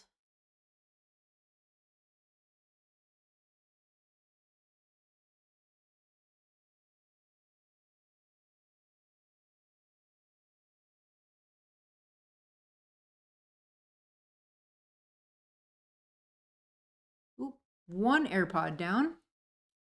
All right, we could pick up ace queen suited the very next hand.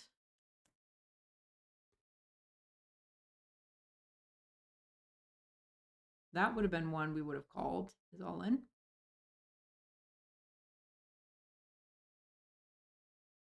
Let's see what happens here. So, okay, now that that has happened, this is an interesting spot. I mean, I'm always going to call Jay Smith if he back jams.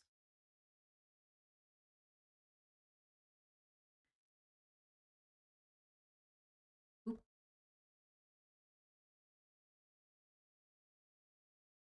You never really like to be the second caller, especially when you have so many people left to act. If you're about to be the second caller and you're not the button or the big blind, probably a good time to squeeze.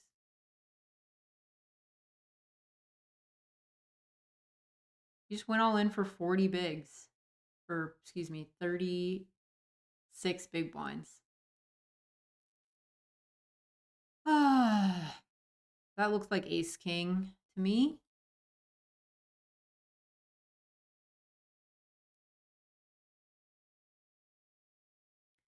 Okay, 3-bet fold, ace queen. That's a big shove, 36 big blinds. I think I'm either dominated, he has ace king, or he has a jacks plus type of holding.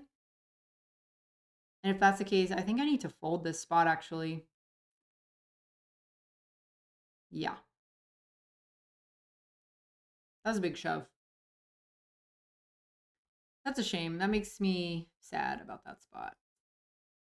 Anyway.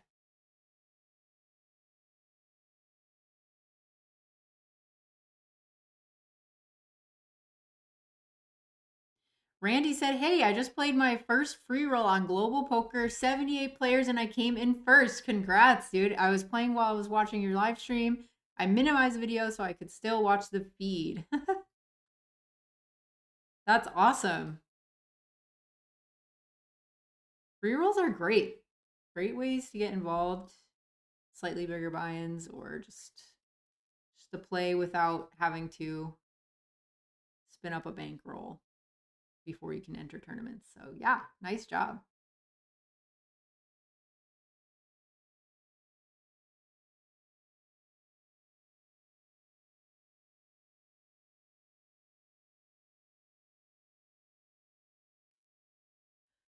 Paul McLean, have you played on GG Poker? I have not. Technically, you're supposed to only play if you are outside of the US. So there goes that. Crazy says, what was your biggest cash online and what site? My biggest cash was 85K, but it was on ACR. And I don't play there anymore. That was actually during the pandemic as well. That was a huge final table. It was a 109. Thousands of people in that tournament. Came in third. We're going to open this Jack 9 suited. Early position.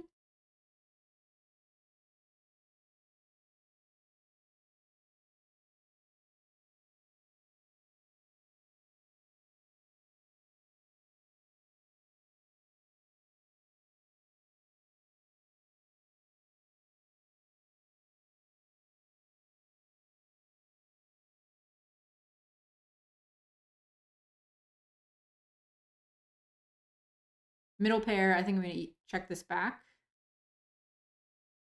Plenty of showdown and bluff catch on the turn. All that good stuff. All right, we get check 2 again. I'm going to check one more time, call river.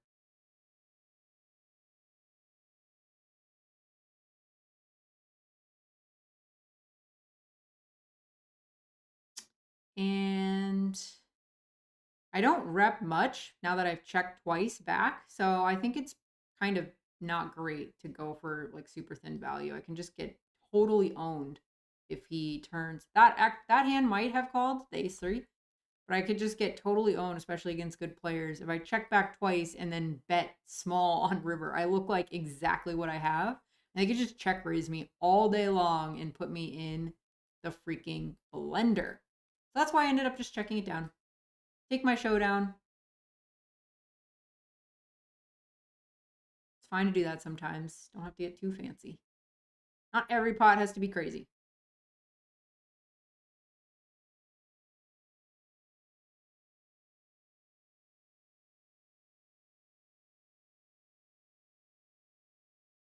Stephen Manheim. Hey, Ashley, good luck. Thank you. Appreciate that. Got these last 2 tables up for the night. It's been almost 4 hours of streaming again. Time flies. Hey, Rich, you're still here? You're still awake? What time is it in the UK?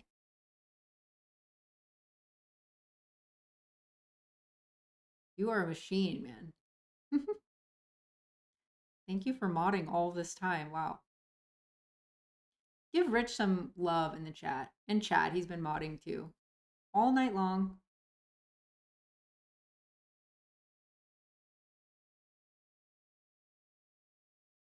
To be honest, if there's spam and stuff going on, I don't really see it that often, so it doesn't bug me. It's really a courtesy for you guys because last night, as you could see, there was just endless spam.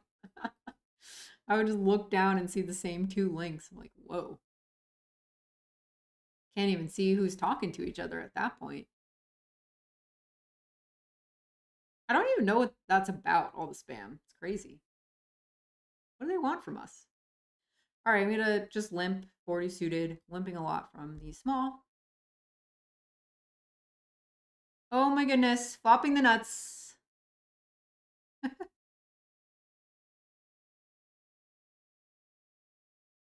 Gonna size up on the turn and jam river.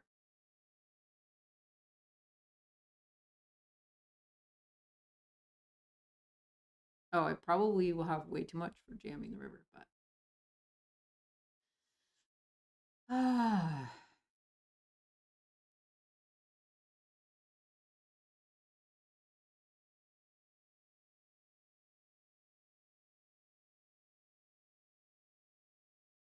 just gonna jam river. I know it's a little bit awkward with the stack, but I don't want to try to like figure out another size and then end up time banking out.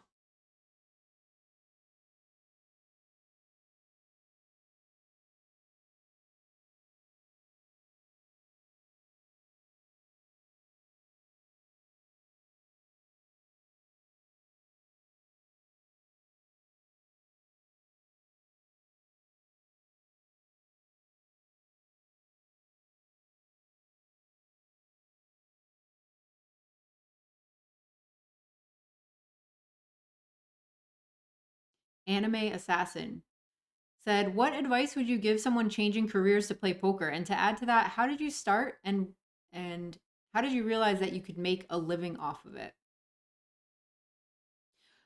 First of all, if you're quitting your job to play poker, make sure you have quite a few months living expenses cushion. Make sure you have some sort of proven track record for 6 months at least. I mean, you could have really good bouts of variance for a while and not realize that it's not necessarily like you're crushing the game, but just you're running really hot, especially if you're playing tournaments. But if you're playing cash and you run hot, you're rushing for 6 months, I think that's probably good enough to realize, okay, I can beat this game. So I would definitely have some expenses saved up for on the side. King queen with 16 bigs in the small. I'm going to jam. This is the bounty. 45 players left. Get called by deuces and he flops a set. No. Oh, come on. 9 or ace. Ah. Wow. All right. Just like that. Out of that one. Right. Down to our last tournament in this big freeze. Come on. Make something happen.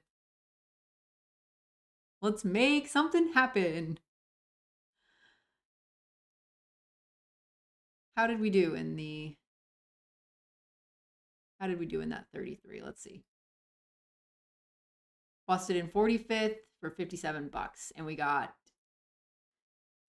$24 at bounty, so we made about $80 on a $30 tournament. So basically just covering a little bit of the expenses that went into the night. I'll take it.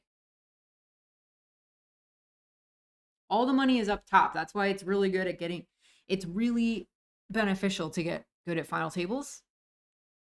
Understand ICM, understand the dynamics of stack sizes, your role as a chip leader, your role as the sort of middling stacks, and how you play a short stack at the final table. It's all very important because the mistakes are a lot more costly in dollars, in real life dollars, when you get to the final table. So that's why I'm playing all these small fields. it's so tempting to want to jump into all those big guarantees and big first prize money. But that's what I'm going to be doing all summer long at the World Series. So when I finally do make a final table, knock on wood, hope I do that. Fingers crossed that that happens. That would be so epic. I want to go into that moment prepared with a lot of practice under my belt at final table dynamics. With all the added stress of being at a World Series final table, playing for a bracelet, all the money up top, all that stuff. You want to feel very confident in your game. So you can at least like hone in on that.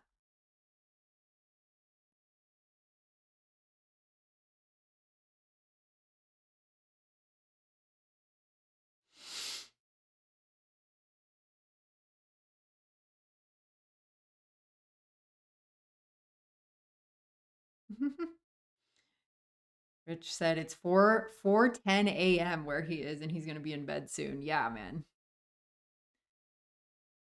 You are a grinder. I think this is a fold. It's on the cusp, but he has 14 bigs. Okay, well now it's a fold. He had 14 big blinds from the low jack, and I was a big blind, so I was probably gonna lay that one down, I think. Wow, he sucked out on the queens. Way to get there. Way to get there.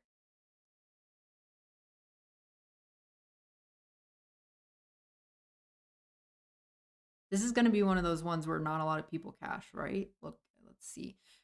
This is a $55 buy-in. 16 people will cash. So 50 people left. Queen deuce off this guy. I guess I will limp. And I'll bet one big blind. Top pair. He'll call me with a 10 or a 3. He'll also call me with ace high, king high, jack 9, king jack, stuff like that. Checking the turn. I have a very abysmal kicker. Oh no. Making 2 pair now. Let's see. Let's see if he calls it off on the river. Come on, Pat. You got to pay me off once. He does. Woohoo. On global, you can't see what they have. It's like live. If they call you and you, oh man, dang it. Oh no, you could see it that whole time. Okay, good. On global, it's like live, where if you win the pot, they just can muck. You don't get that information. It doesn't get flipped over. So we can't see what he had, but he had a worse hand. And we win with our 2 pair.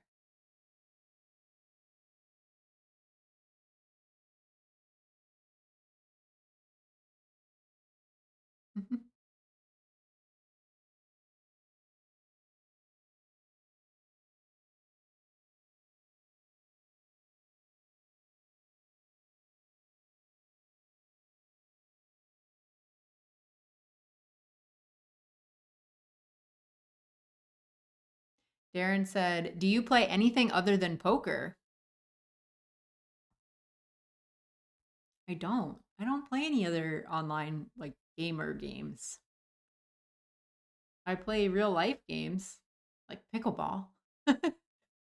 I like pickleball, and we play a lot of sort of like strategy games.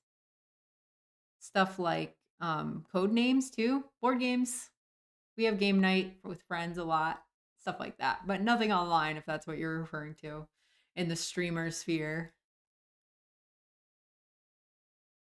Gosh, talking about World Series of Poker, man, it's just getting me all hyped up. Like if I finally have a major score live, like while this channel is, creating content, while we're pushing videos out there, that's just the dream scenario. I just cannot wait for that moment. I know it's going to happen. It's just a matter of when. Like you can play 10 tournaments in a night, but it's going to take you 10 days to play 10 tournaments in real life, right? That's the difference. We had 2 final tables last night and played, I don't know, 8 tournaments or so. That would take me over a week playing live at the World Series. And it just doesn't always happen like that. And you're navigating a field of thousands rather than just, 100 or 200 people. So it's a long shot. I don't ever set a goal like I want to win a bracelet this year as my goal. I can't control that outcome. So that's just kind of silly. That can be a dream or like a wish. Like that's a big dream of mine. But as far as goals, I try to focus on stuff that's actionable, that I can control, and that I can, you know, stay motivated behind to do. And playing my best and playing more aggressively and showing you guys that along the way is a measure of success in my opinion.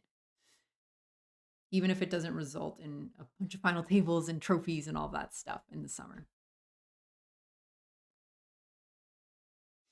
I mean, Jesse made the final table of the main event back in 2012. Like the freaking main event. The very first summer I was out in Vegas, the very first World Series I attended, all the cameras everywhere. That was like my very first experience with poker tournaments and the World Series. And it kind of skews your vision because you just immediately think like, oh, this can happen. This is amazing. And right away, he was like, yeah, this is a once in a lifetime thing that happens. This happens once in your life and we're just going to soak it in. And that was back when the November 9 was still a thing. So we got 3 months to just travel around the world, basking in the final 9, glow. And he was friends with, 3 out of the final 3 of the other final 8 people before the tournament started. He was friends with Greggy, he was friends with Jeremy Osmus, and he was friends with Russell Thomas. He was roommates with Russell Thomas at one point, like before playing that event. So he had a once in a lifetime experience, my very first summer out here. I mean, that's just astronomical odds. So exciting. And to know that that can happen is really exciting and just makes you want to work really hard so that if the day ever comes, you are in go time mode. You're in beast mode by then. King 5 off in the big. Uh-oh.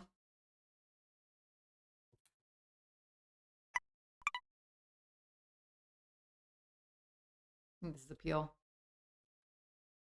I lost my other AirPod. Man, these things die quick on the stream. All the streaming. Ryan Sellers says, yo, yo, yo. Hello. Darren said, when is the World Series? World Series starts, I think, 2 weekends from now. Belmont said, just joined and thought the police were outside. I know. I got that feedback yesterday. It's kind of fun. Makes you do a double take. That's our disco corner for the Shibas, for my 2 puppies. They go lay down there every once in a while when they're in the room, so I got a little space set up for them. And when they're back there, I switch to my Shiba cam, which is that. I'm so proud of that, just because it's really fun. Let's see. Tal says, I feel like there needs to be a crossover with the other Ashley. I believe you're talking about Poker Face Ash. Yeah, we've been on the phone talking about meetup games. It will happen at some point. Just makes sense, right? The female vlogger's named Ashley. Come on. Definitely got to do something together. And we will. Let's get some momentum coming in this tournament. We had a set against top pair, and we held. And then that was the last interesting thing that happened in this big freeze. I don't want to load up another tournament because I'm feeling a little yeah, it's 8:22 already. Yeah, I don't want to start one now and then have, 5 hours from now be at the final table. So this is our last hope. Our last and final hope for the night.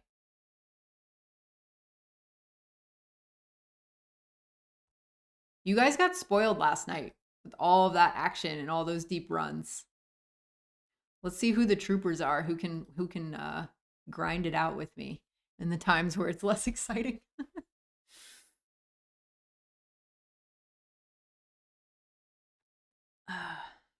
Eric said, I love pickleball. What about mixed games? We used to play home game mixed games a lot just a few years ago with our friends. They were really fun. The problem is I forget the rules as soon as I learn them with mixed games. That's actually the best way to that's the best chance you're going to have of winning a bracelet is getting really good at mixed games and going to play those events because apparently they're really soft fields from what I hear. Less amount of people in the field. So, yeah, if you know how to play mixed games really well, that is your best shot at winning a bracelet. I love like when you get 3 weeks into the series, people are over it. They don't even want to look at another no limit registration line, so they just hop into a mixed game they've never played before. 1500 Raz, let's go. And they're just sitting at the table asking everyone how to play the game. Like I love those stories. I think our friend Brian Campanello back in the day did that. He entered a Raz tournament, didn't know the rules before he entered it, just straight up won the bracelet. It's pretty cool.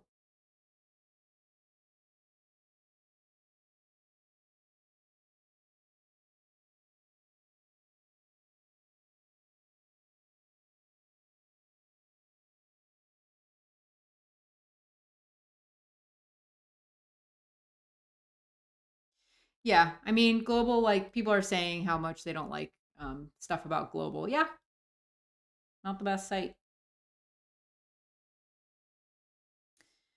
But I'm also streaming on I'll be playing WSOP tournaments. They have a circuit event series going on. Tomorrow there's a 215 or a 320, one of those. So I'll definitely be hopping into that stake, that size tournament or below. That'll be tomorrow night's stream.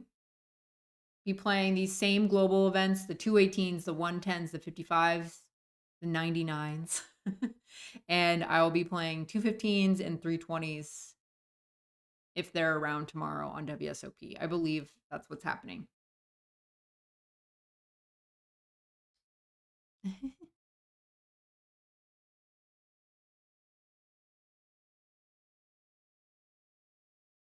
You guys are the real champs sticking around to a stream. It's really, I couldn't tell if it was just going to be awful not having music. I would love to have some ambient music in the background, but that's something we're going to have to add for another day. King, queen off, low jack against this is a fold on the stack size, I believe. With all of these shorties that can just rejam and you're just enticing them to just shove over the top. So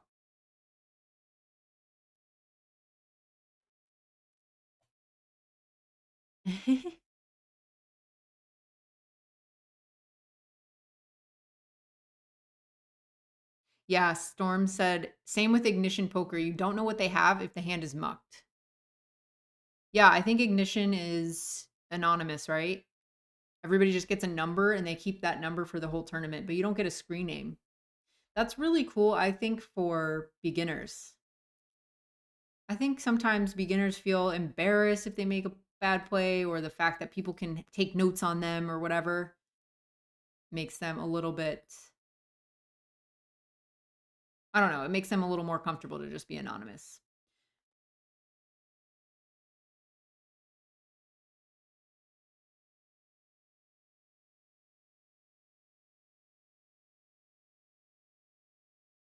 ZTAC said DNegs doesn't need any hype for his vlogs, but if you don't get enough WSOP from Ashley, his vlogs were a lot of fun last summer. Yeah, he is crazy. I mean, he just goes around and does a vlog every single day. Do not know how he does it. It's definitely light on the production because he is doing it every single day.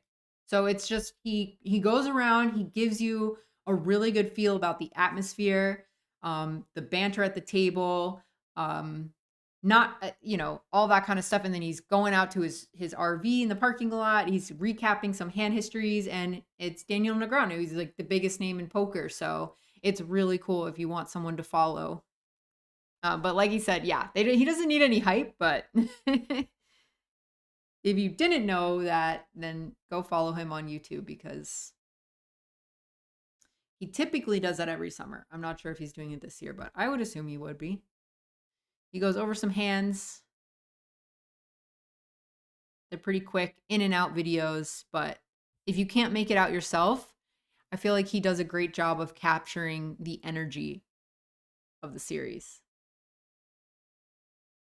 So, yeah. Oh, hey, Greg.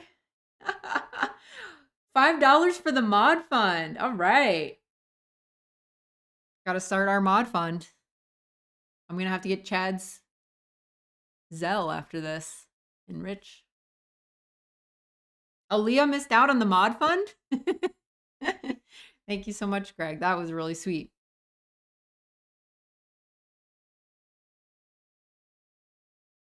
Thanks, ZTAC. Says, plenty of fun even if you don't final table every night.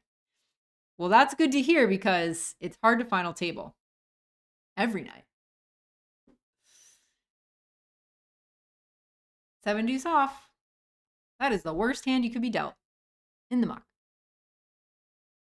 Hammy01 says, how often will you go live? I'm going to be going live Monday through Wednesday between 4 and 5 p.m. Pacific. Only through May. So the next few weeks, that's going to be the way it is. I'll just flick in a raise. Let's go. I feel like we've just been folding our way. God, I'm just immediately punished. Little light, but it's probably fine every once in a while. Throw in a little extra light raise. Okay. Pocket threes in the cutoff. 16 big blinds. I'm going to play this. It's just going to be a rip. Yep. You want max fold equity, these low pocket pairs. You don't want to just min raise. It's really hard to play post flop, and you don't want to get shoved down and call and then have to like hold against a flip. So that just leaves you with going all in. So that's what I did.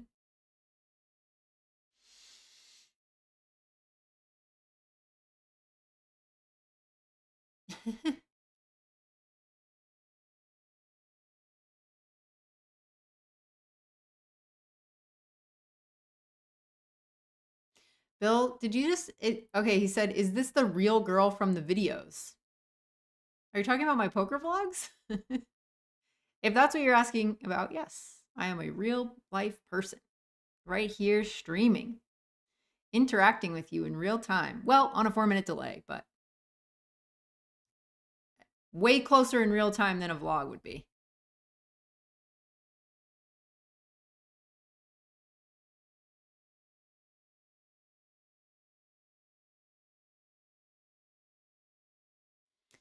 Chad, I think for the YouTube, I get a strike if I have non-copyright music on.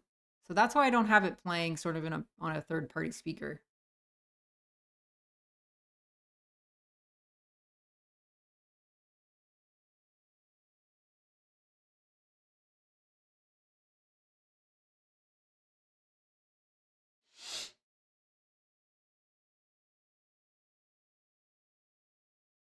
Kenny Wen says, another final table tonight? Not yet, but we're trying our hardest out here. We've got this last table up. It's a $55 big freeze 8 max tournament. And it was our last ditch effort here.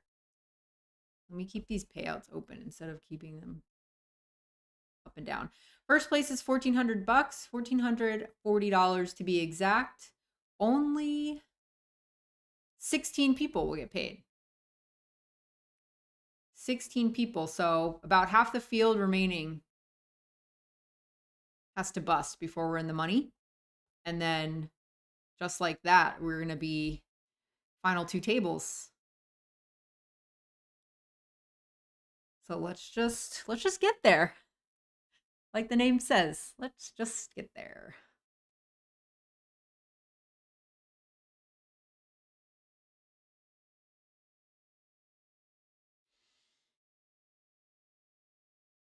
Yeah, somebody's talking about copyright strikes.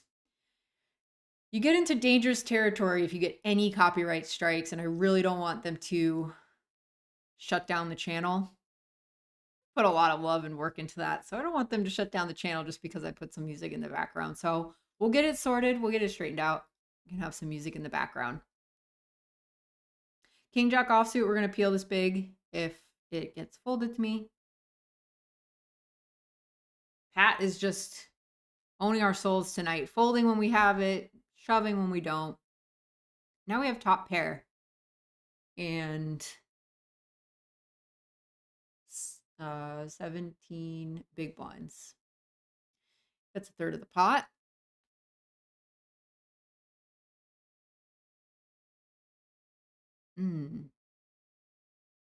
I think I might want to raise this one. I'm going to screenshot this one to look at later.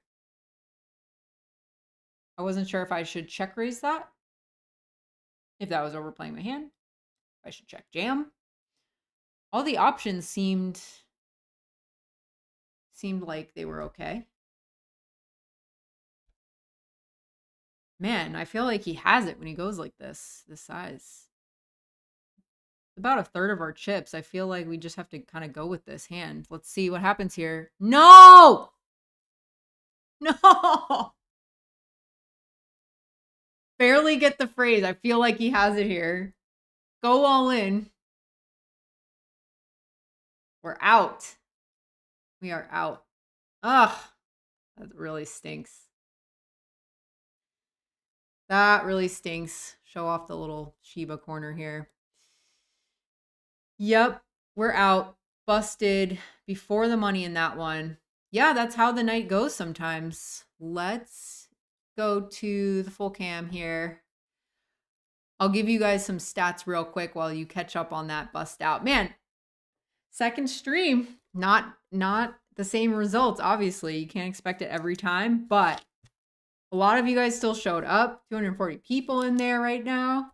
Really, really appreciate you guys showing up. And like I said earlier, just hit the notification bell if you guys want to get a notification that I'm going live. If you're not subscribed to the channel, please subscribe to it. You'll get access to the chat. And yeah, it just helps the channel grow. I really, really appreciate it. It's free to do so. Got a bunch of poker content coming out in the future, collaborating with people, having a live stream with potential for us to play together. Yes, me, you, and the chat. We can play together. It'll be a free roll tournament. That's all I can tease for now, but it's coming up soon. So subscribe to the channel and you can find out more information about that in the next coming weeks. Let's see. What did I write down here? I was going to try to give you guys some results for the night. Do some monkey math on my little paper here. That minus that. Lost $530 on the night. $530 after entering a 218, a 99, a few 55s, actually 2 99s. Yeah. So we barely cashed. We didn't cash anything. We made a couple of bounties.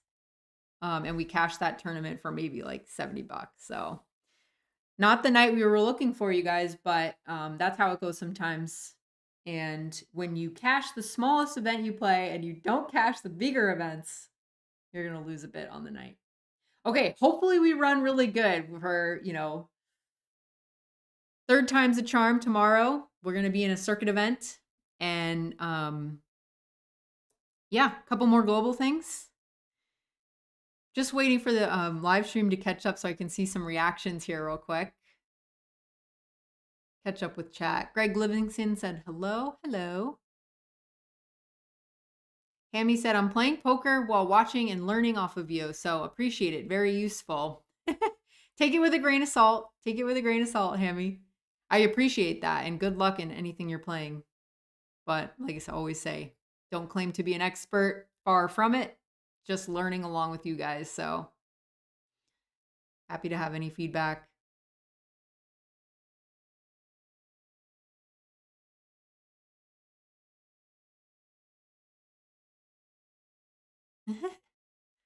In my feels said, hey there, Smashly.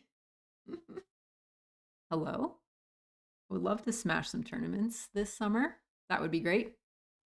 You guys are catching up in the stream. I'm seeing the flop. where it all happens. Ah, it's so painful to watch it back. I could have just check jammed that flop and got it all in and then just been out. Oh, Steven, thank you. Thank you for the $2 donation. Super chat. He said, what's your favorite middling hand to play? Middling hand to play? I like 10-8 suited because they never see it coming.